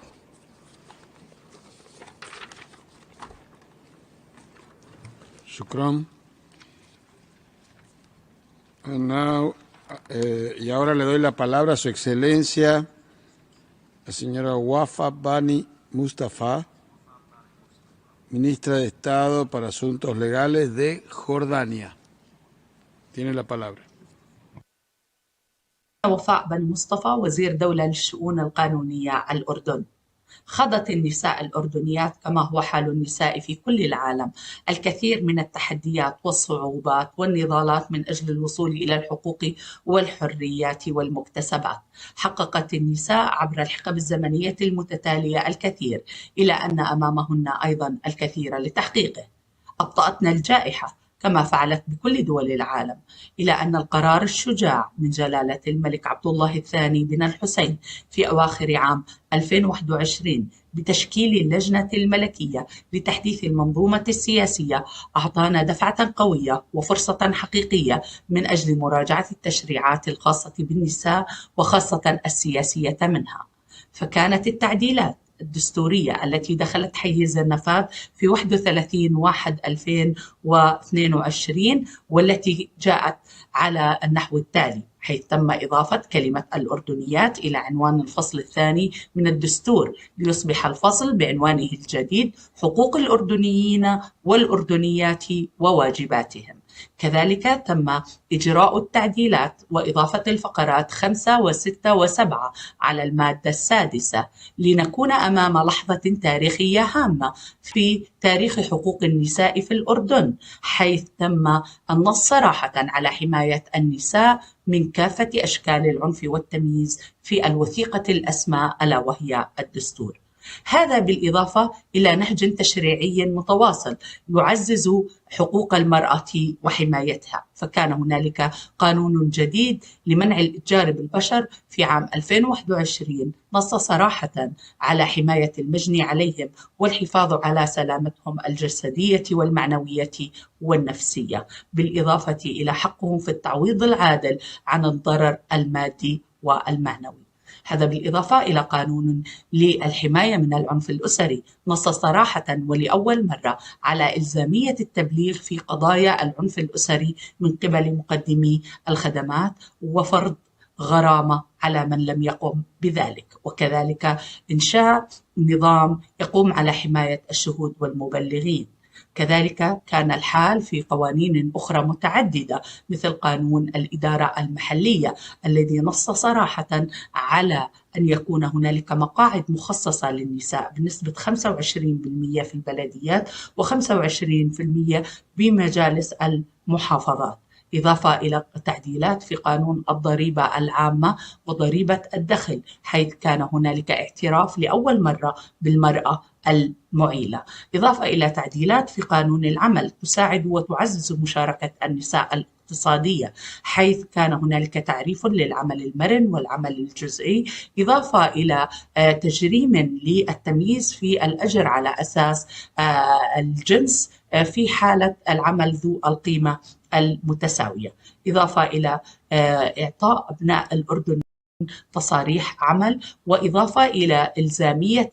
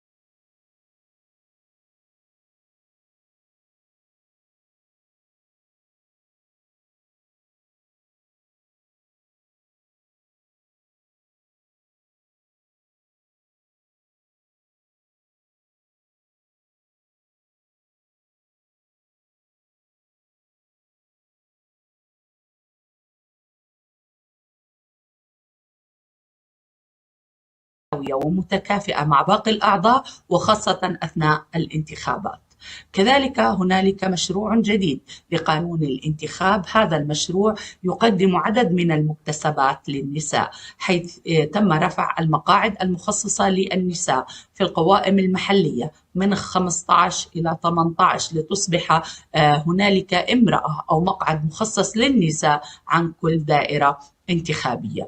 أيضا ولأننا قمنا باقتراح القوائم الحزبية لأول مرة في الأردن، أيضا اشترطنا أن تكون المرأة من أول 3 ومن ثاني 3 في ال6 مقاعد الأولى، وأن يكون هنالك شاب أو شابة ضمن ال5 مقاعد الأولى. وهذا بحد ذاته أيضا تشجيع للأحزاب السياسية وللنساء وللشباب على الانخراط بالحياة السياسية بصورة جادة ومهمة. أيضا كان هنالك تعديلات مهمة تم إرسالها إلى مجلس النواب، وهي تعديلات مهمة مثل قانون التنفيذ، مشروع قانون التنفيذ الذي ينص صراحة في أحد مواده على عدم جواز حبس المدين عن الديون المدنية الناتجة عن التزام تعاقدي، في تعديل واضح يتماشى مع العهد الدولي للحقوق المدنية والسياسية وتحديدا المادة 11 منه. وأيضا تعديل في قانون العقوبات، حيث تم التوسع في بدائل العقوبات المجتمعية بدلا عن العقوبات السالبة للحرية. وأيضا قانون العمل الذي ينص صراحة في تعديلاته الجديدة على تجريم التحرش في أماكن العمل، وأيضا على رفع القيود عن أوقات عمل النساء والمهن المحظورة لعمل النساء فيها بصورة كاملة. في أواخر عام 2020 أطلقنا حملة لحماية النساء من العنف السياسي، فكان الدليل الإجرائي الأول في المنطقة من أجل حماية النساء من العنف السياسي، وأيضا الفريق الوطني بمشاركة 17 خبير من أجل تقديم الاستشارات للنساء اللواتي يتعرضن إلى العنف السياسي. فخورة أنني أنتمي إلى بلدي الأردن، البلد المعروف بإنسانيته الذي نشأت فيه وترعرعت على مقولة الراحل العظيم الحسين: الإنسان أغلى ما نملك.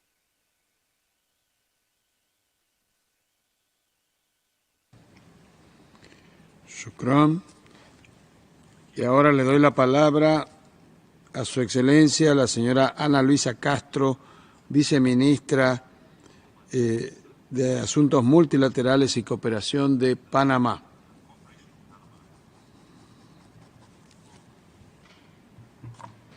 Señor presidente, señora alta comisionada, señoras y señores, deseo felicitar al embajador Federico Villegas por su elección como presidente del Consejo de Derechos Humanos y reiterarle el respaldo de Panamá en la implementación de las prioridades trazadas para este ciclo.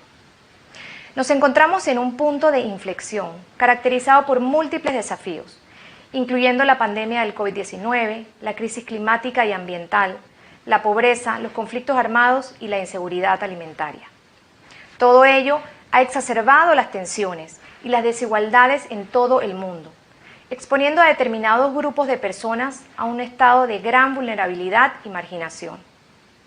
Abordar estos retos es un imperativo de derechos humanos, de desarrollo y de seguridad internacional. Esto implica un cambio de paradigma basado en los derechos humanos y en la igualdad de género, un nuevo contrato social entre los gobiernos, la sociedad civil y otros interlocutores, prestando especial atención a los grupos de personas que han sufrido formas múltiples de discriminación y proponiendo a su vez una relación más armoniosa entre los seres humanos y la naturaleza. Hoy, más que nunca, el Consejo de Derechos Humanos debe cumplir con la misión de proteger y promover el respeto universal de los derechos humanos y las libertades fundamentales de todas las personas, sin distinción de ningún tipo, incluso en situaciones de emergencia. En el 2021 se constató la capacidad que tiene este órgano para adoptar un enfoque de prevención al celebrarse un número récord de sesiones especiales. Asimismo, se adoptaron importantes iniciativas, entre ellas el reconocimiento del derecho humano a un medio ambiente limpio, saludable y sostenible. la relativa al acceso equitativo y universal a las vacunas en la respuesta a pandemias y otras emergencias sanitarias, y el establecimiento de un nuevo mecanismo para combatir el racismo sistémico. Durante el 48º periodo de sesiones, Panamá, junto a Bahamas, Fiji, Islas Marshall, Paraguay, Sudán y la Unión Europea, presentamos la Resolución 4814, por la cual se establece un relator especial sobre la promoción y la protección de los derechos humanos en el contexto del cambio climático. Esta resolución representa un hito en la lucha contra una de las mayores amenazas que enfrenta la humanidad. Estos esfuerzos, junto con la Alianza Carbono Negativo y la Declaración para la Conservación de los Ecosistemas del Corredor Marino del Pacífico Este Tropical, son un reflejo de nuestra diplomacia climática y responden a un concepto verde y azul de la política exterior y la consolidación de Panamá como líder mundial azul. También formamos parte de diversas plataformas, destacando la Coalición Internacional para la Igualdad Salarial, EPIC, y la Alianza para el Desarrollo en Democracia. Hemos creado espacios en el ámbito bilateral, regional y multilateral para resaltar la urgencia de adoptar un enfoque integral que permita explorar áreas de cooperación y encontrar soluciones compartidas para atender la crisis humanitaria de los migrantes irregulares y los países de acogida. Nuestro actuar en el Consejo de Derechos Humanos continuará basado en la universalidad, interdependencia e interrelación de los derechos humanos, el estricto apego al derecho internacional, el respeto al principio de la soberanía de los estados y la libre determinación de los pueblos. Participaremos igualmente activamente en las negociaciones de las resoluciones sobre las personas con discapacidad, los defensores de los derechos humanos, la lucha contra el terrorismo, el cambio climático y el impacto de las transferencias de armas, así como en la renovación de los mandatos sobre los derechos de las mujeres, los adultos mayores, los pueblos indígenas, el agua potable y el saneamiento. Por último, seguiremos haciendo eco del llamado del Secretario General para la prohibición global sobre los sistemas de armas autónomas. Muchas gracias. Muchas gracias. Y ahora tiene la palabra Su Excelencia, señor Lasha Darsalia, primer viceministro de Relaciones Exteriores de Georgia. Tiene la palabra. Mr. President, at the outset, let me wish you and the Bureau every success in your endeavors in these extraordinary circumstances. Excellencies, as we meet today, the rules-based international order remains under attack, and the key tenets of the UN Charter and the Helsinki Final Act are bluntly violated. The use of armed forces by a UN member state against sovereignty, territorial integrity, or political independence of another member state violates Article 2.4 of the UN Charter and constitutes an act of aggression, as defined by the Resolution 3314 of the UN General Assembly, adopted by consensus. What we see in Ukraine is an act of aggression on the part of Russia, and we condemn it. It is deeply alarming that international norms and principles that we all committed to uphold are repeatedly violated by the permanent member of the Security Council, whose primary responsibility is to do the exact opposite, act as the guardian of peace and security. It is unacceptable that the sovereign right of the state to choose its security guarantees is subject to punishment. As we speak, Russia's indiscriminate military attack against Ukraine is ongoing, inflicting horrific human suffering, massive violations of fundamental human rights, civilian casualties, and forced displacement. As a part of hybrid warfare, military assaults are accompanied by disinformation campaign and cyber attacks. In these difficult times, we express our strongest solidarity with the people of Ukraine. We deplore the loss of life and human suffering. Dear colleagues, this is the time when we all have to be united in defending the very fundamentals of the international law. Accountability for violations and abuses of human rights and violations of international humanitarian law must be ensured. Georgia is a stronger advocate for the Council's vital role voices its strong support to the Council's upcoming urgent debate on the Russian aggression against Ukraine. Georgia has co-sponsored its subsequent resolution. We reiterate our unwavering support to the independence, sovereignty, and territorial integrity of Ukraine within its internationally recognized borders, including Crimea and Donbas, and Ukraine's navigational rights in its territorial waters. We call on the Russian Federation to immediately, completely, and without any preconditions cease its military activities and withdraw all its forces and armaments from the territory of Ukraine within its internationally recognized borders. Allow immediate, safe, and unfettered access to all international humanitarian and human rights mechanisms wherever is needed on the internationally recognized entire territory of Ukraine. Immediately and unconditionally reverse the decision related to the status of integral parts of Ukraine. Dear colleagues, unfortunately, breaching the international law and undermining international rules-based order has long been a making of Russia's aggressive policy towards its neighboring states, aimed at forceful redrawing their borders and trying to curb their sovereign choices. My country, Georgia, is no exception here. We have been long experiencing a pain of aggression and occupation by the Russian Federation, which remains in violation of all the international commitments, including inter alia the EU-mediated 12 August 2008 ceasefire agreement. Russia continues its illegal and provocative actions on the ground, humanitarian and human rights consequences of which are appalling. Accordingly, we will be retabling a draft resolution on cooperation with Georgia during the current session of the Council, and we count on your continued support. Mr. President, in conclusion, let me reiterate our strong solidarity with our Ukrainian brothers and sisters. The courage of the Ukrainian nation in this fight for peace, prosperity, and freedom will always remain exemplary for all of us and future generations. Thank you very much. Thank you, Your Excellency. And now I give the floor to His Excellency Mr. Hissène Brahim Taha, Secretary General of the Organization of Islamic Cooperation. You have the floor.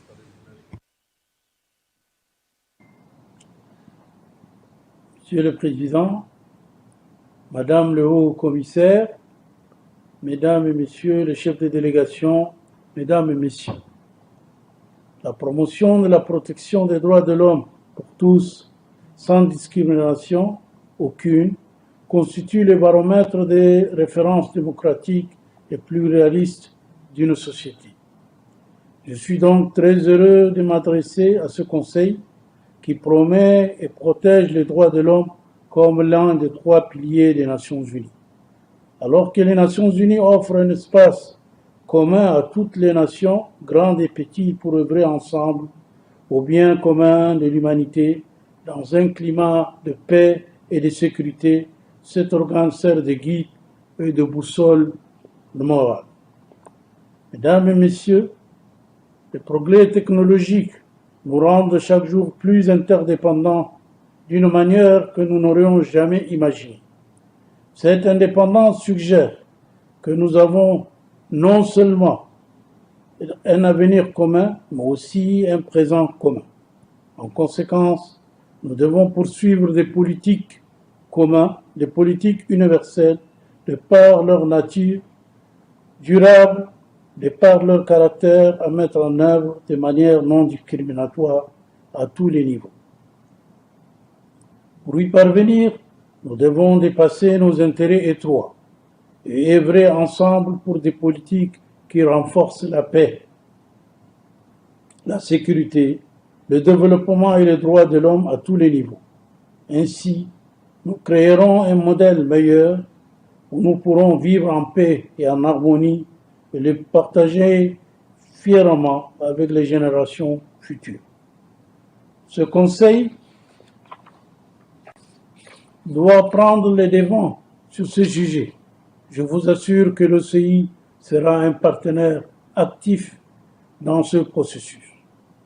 Mesdames et Messieurs, la Déclaration universelle des droits de l'homme, DUDH, est un document qui a changé le cours de l'histoire récente en engageant les États à respecter les valeurs et les politiques des droits de l'homme qui ont apporté des avantages considérables à des millions de personnes dans le monde. Nous devons continuer à avancer dans cette direction et nous engager collectivement à mettre pleinement en œuvre la DUDH et les traités ultérieurs qui en découlent. Dans le même objectif, la Commission des droits de l'homme de l'OCI a également révisé en harmonie la déclaration du Caire de l'OCI sur le droit de l'homme et la Convention de l'OCI sur le droit de l'enfant, avec les normes universelles des droits de l'homme. La CPDIH continue également à conseiller les États membres sur toutes les questions relatives aux droits de l'homme de manière indépendante et objective. Excellence, l'OCI n'a cessé de faire part de ses graves préoccupations concernant la montée de l'islamophobie. Associée à l'augmentation des discours populistes d'extrême droite et des discours de haine, cette manifestation contemporaine du racisme a pris une dimension mondiale et affecte violemment la vie de millions de musulmans dans différentes parties du monde. Avec le temps, de plus en plus de pays se rendent compte que l'impact négatif des discours de haine en ligne et hors ligne est l'un des fléaux de l'humanité. La résolution 1618 du Conseil des droits de l'homme fournit cette recette complète pour traiter de l'incitation à la haine, à la discrimination et à la violence fondée sur la religion. Nous nous félicitons de la tenue de la 8e réunion du processus d'Istanbul, qui a permis d'examiner et de réaffirmer l'engagement des États membres à mettre pleinement en œuvre la résolution 1618. Un engagement politique fort, couplé à des mécanismes nationaux, en étroite collaboration avec les médias, les institutions religieuses et la société civile, peut garantir sa pleine mise en œuvre. Mesdames et messieurs, la communauté persécutée des musulmans Rohingyas continue de souffrir sans que personne ne lève le doigt. La condamnation universelle et les effusions de sang n'ont pas cessé, n'ont pas poussé le gouvernement du Myanmar à prendre des mesures collectives. L'OCI a pris l'initiative de porter l'affaire devant la Cour internationale de justice, CIG, pour empêcher leur génocide et leur extermination. Accédant à la requête de l'OCI, la CIG a émis à l'unanimité des mesures provisoires contraignantes, obligeant le Myanmar à prendre toutes les mesures en son pouvoir pour empêcher les forces militaires et autres de commettre ou d'inciter au génocide contre les musulmans Rohingyas. Les efforts universels et transrégionaux sont nécessaires pour faire aboutir ce processus de reddition de comptes et pour apporter l'aide humanitaire nécessaire aux millions de réfugiés Rohingyas. Nous ne devons pas échouer dans cette entreprise. Monsieur le Président, le droit à l'autodétermination est le principal cardinal du droit international, dont le déni entraîne la violation de tous les autres droits. Malheureusement, ce droit continue d'être refusé au peuple palestinien et cachemiri, ce qui a affecté le règlement pacifique et juste de ces différends au cours de cette dernière décennie et a conduit à de graves violations de leurs droits de l'homme. L'OCI reste gravement préoccupé par les violations continues des droits de l'homme par Israël à travers ses politiques illégales et injustes d'apartheid, d'annexion, d'expansion des colonies et de nettoyage ethnique du peuple palestinien dans la Palestine occupée.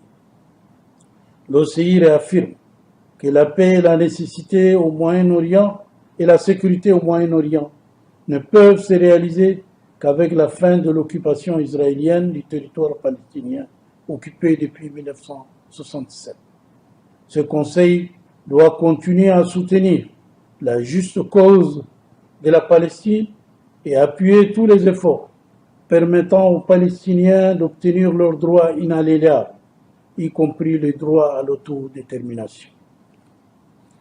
Malgré les efforts coercitifs et des violations des droits de l'homme, les Cachemiris restent déterminés à obtenir leur droit légitime à l'autodétermination. 2 rapports du HCDH sur le sujet ont confirmé les préoccupations répétées de l'OCI concernant les violations continues des droits de l'homme. L'OCI approuve les recommandations de ces rapports en faveur d'une mission internationale d'enquête et demande au HCDH de poursuivre ses efforts, ses rapports sur le sujet.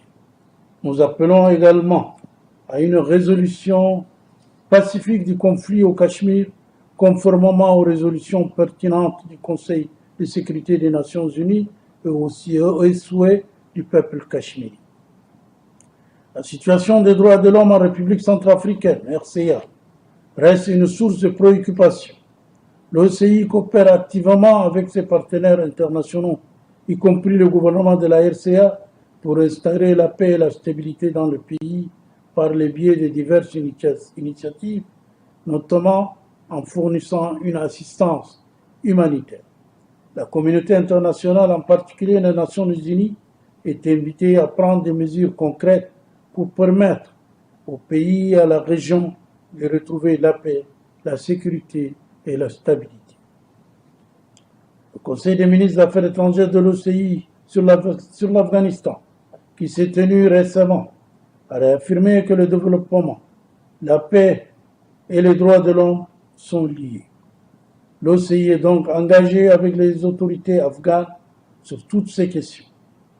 La communauté internationale doit également jouer son rôle en fournissant au peuple afghan sans condition l'aide humanitaire dont il a tant besoin. Ce Conseil doit accorder une attention particulière aux droits civils, politiques, économiques, sociaux et culturels, y compris le droit au développement. Ignorer un ensemble de droits plutôt que l'autre ne fait qu'affaiblir leur progression. L'agenda 2030 ouvre de manière exhaustive ces droits. Le commerce équitable, la durabilité de la dette, l'accès aux technologies et le renforcement des capacités sont essentiels à la mise en œuvre effective. Le changement climatique est le problème majeur de notre époque. Il est réel et affecte tous les droits de l'homme. L'absence de leadership et de réponse multilatérale décisive pour réaliser les engagements de l'accord de Paris ne fait qu'aggraver la situation.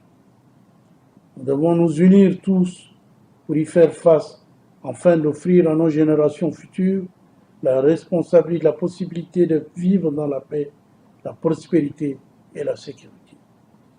Excellences, les pays de l'OCI souscrivent pleinement aux idéaux de la déclaration du programme d'action du Beijing concernant l'autodétermination des femmes et des filles. L'OCI dispose également d'un plan d'action élaboré pour la promotion des femmes afin de garantir que les femmes soient représentées de manière appropriée dans tous les processus politiques ainsi que dans les plans socio-économiques et de développement. L'Organisation pour le développement de la femme de l'OCI, récemment créée au Caire, ne ménage aucun effort pour renforcer l'autonomisation des femmes dans tous les domaines. La famille est l'unité fondamentale de la société. Elle doit être protégée et préservée par l'État et la société. L'OCI soutient pleinement la résolution du Conseil des droits de l'homme sur la protection de la famille et condamne toutes les initiatives visant à redéfinir l'institution du mariage et le concept sur la base de la notion d'orientation sexuelle qui s'avère juridiquement, moralement et socialement erronée.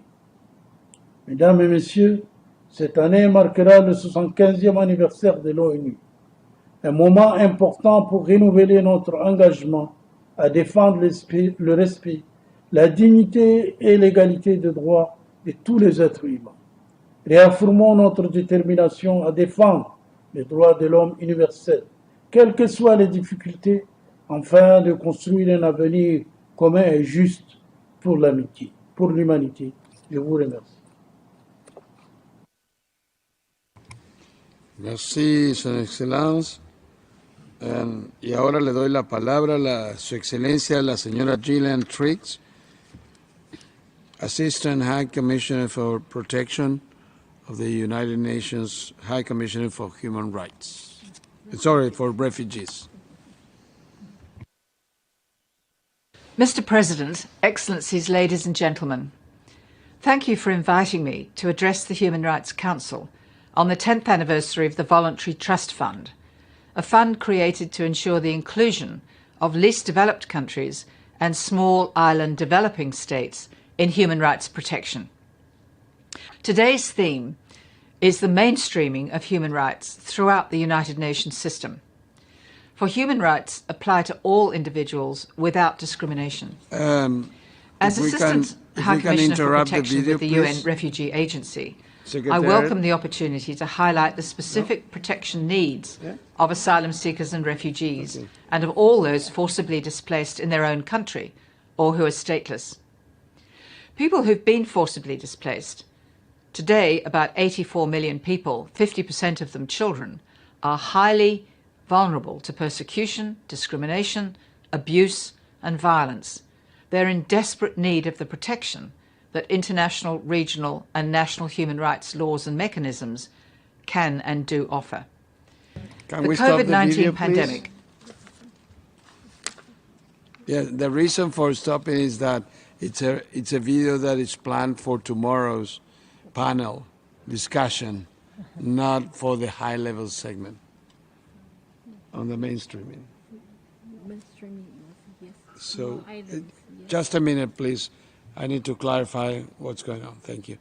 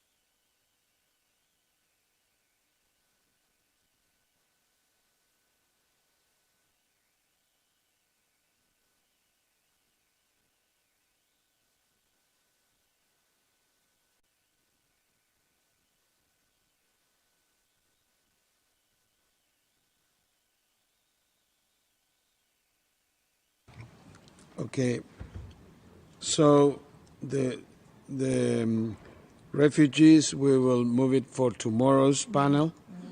And yesterday, okay. And we go for UN Habitat, please. Maimuna Mott Sharif.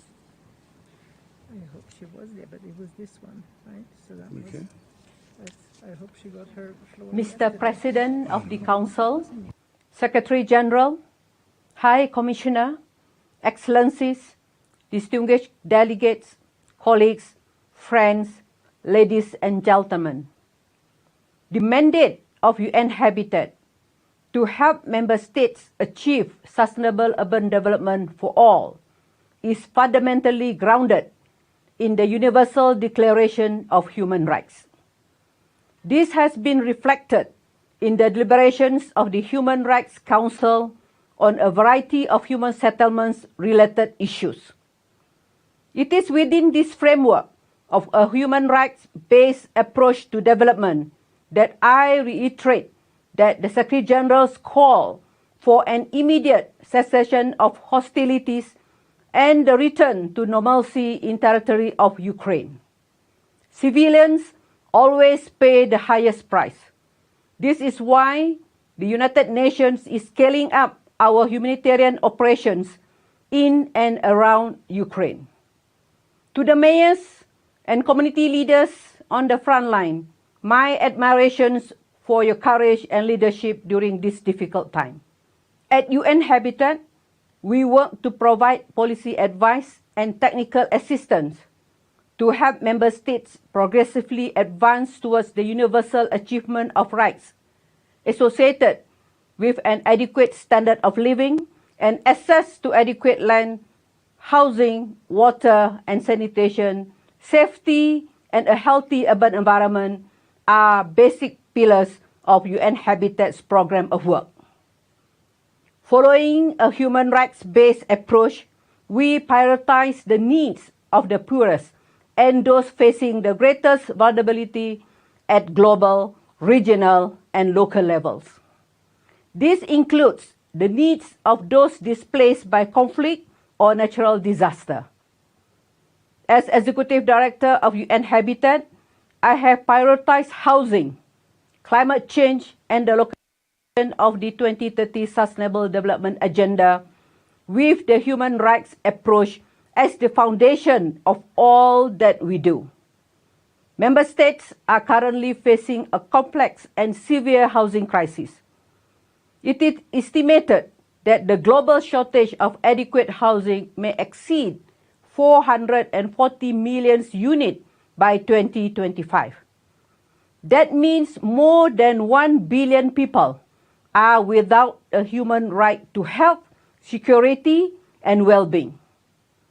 In some member states, this crisis is driven by the tax or market frameworks for housing. In others, poverty, poorly planned development, and a lack of public investment may be the dominant factors. The cause of climate change, particularly those of adaptation, fall heavily on the urban poor. Their homes are often in the most environmentally precarious sites, and their water and sanitation systems are the most fragile.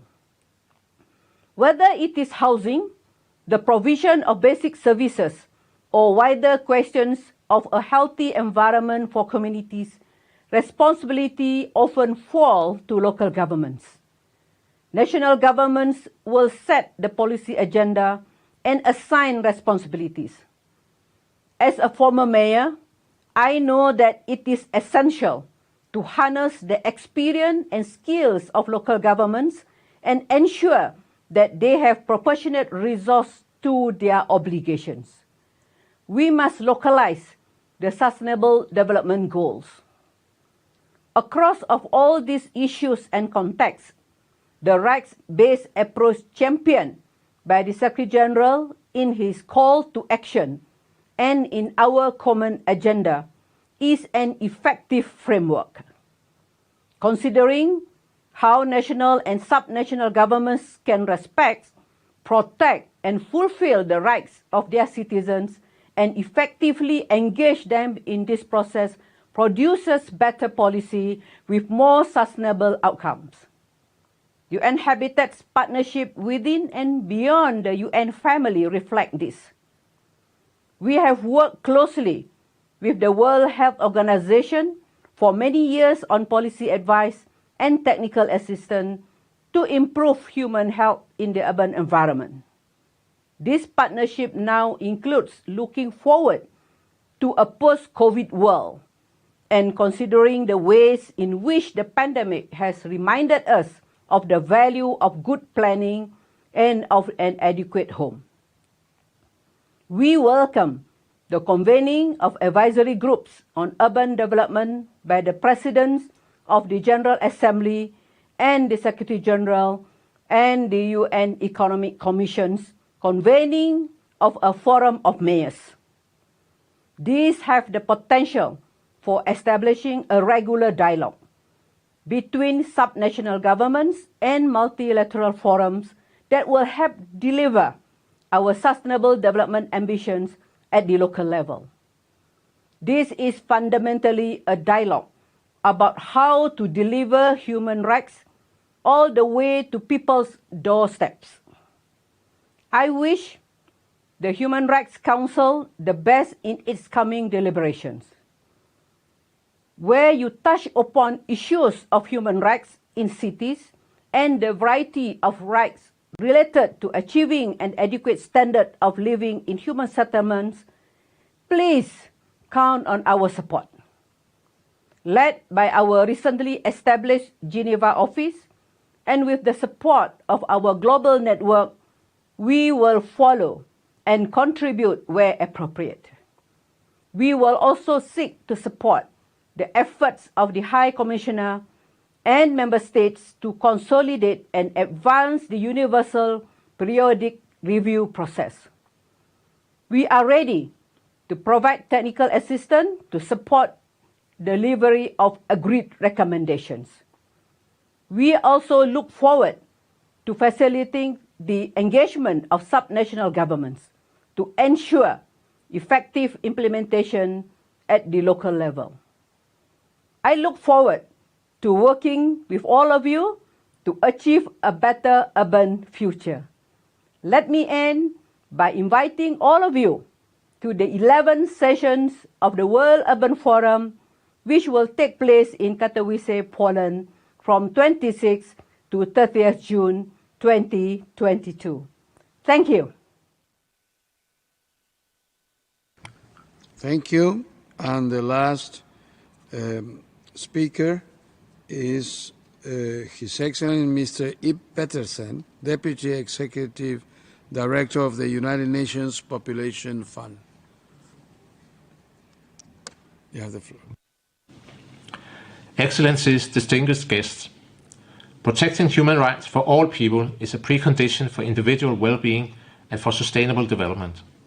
Sexual and reproductive health and reproductive rights are aligned to the enjoyment of many other human rights, including the right to life, health, education, equality and non-discrimination, privacy, and individual autonomy.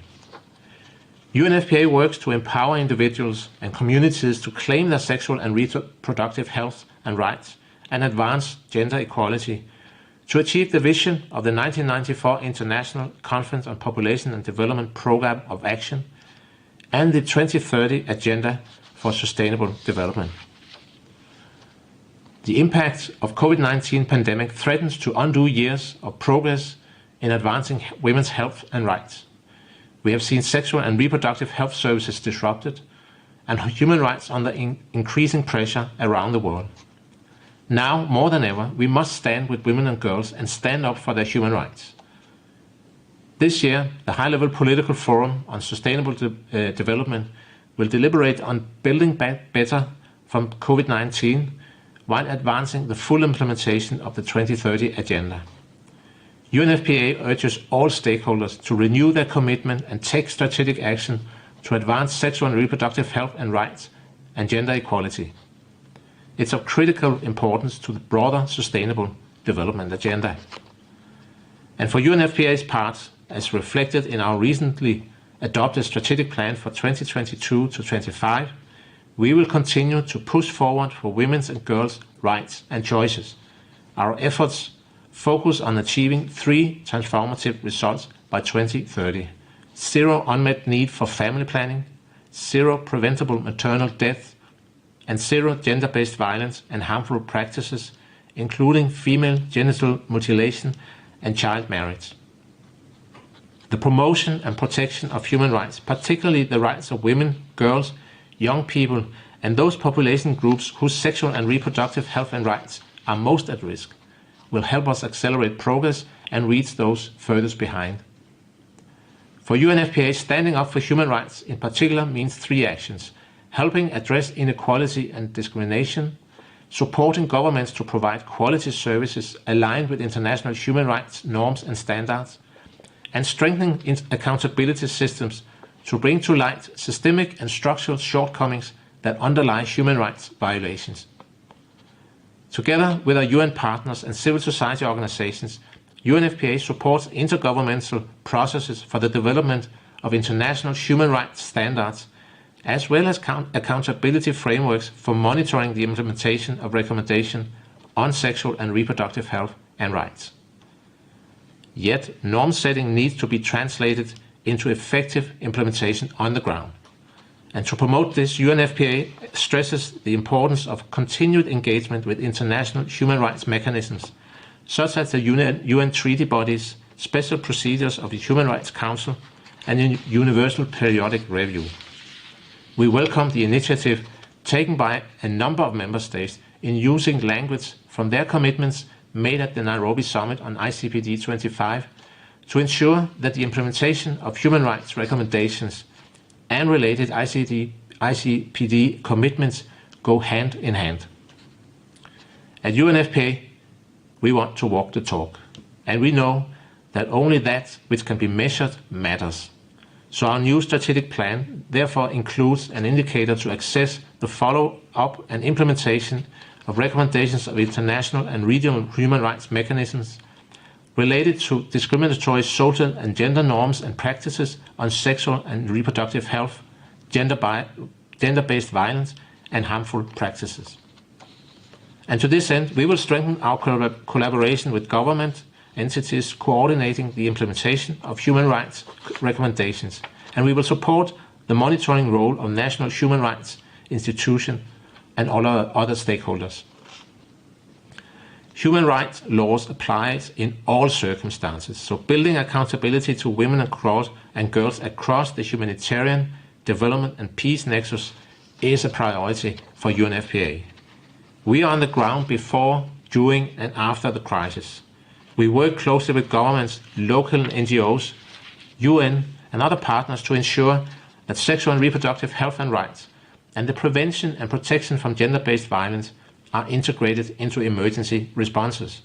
We need to work together across the humanitarian, development and the human rights pillars to ensure a unified response to the needs of vulnerable populations. It's encouraging to see the increasing attention the Human Rights Council is dedicating to these issues. This is essential if we are to achieve our goals to end unmet needs for family planning, end preventable maternal deaths, and end gender-based violence and harmful practices by 2030. So in closing, let me reaffirm UNFPA will continue to work together with all of you to meet our obligations and commitments to realizing sexual and reproductive health and reproductive rights for all. I thank you. Thank you. Este fue el último orador de la lista. Nos volveremos a reunir esta tarde a las 3 para continuar con el segmento de alto nivel. Ya finalizando, con esto doy por concluida la 6ª reunión del 49º periodo de sesiones del Consejo de Derechos Humanos.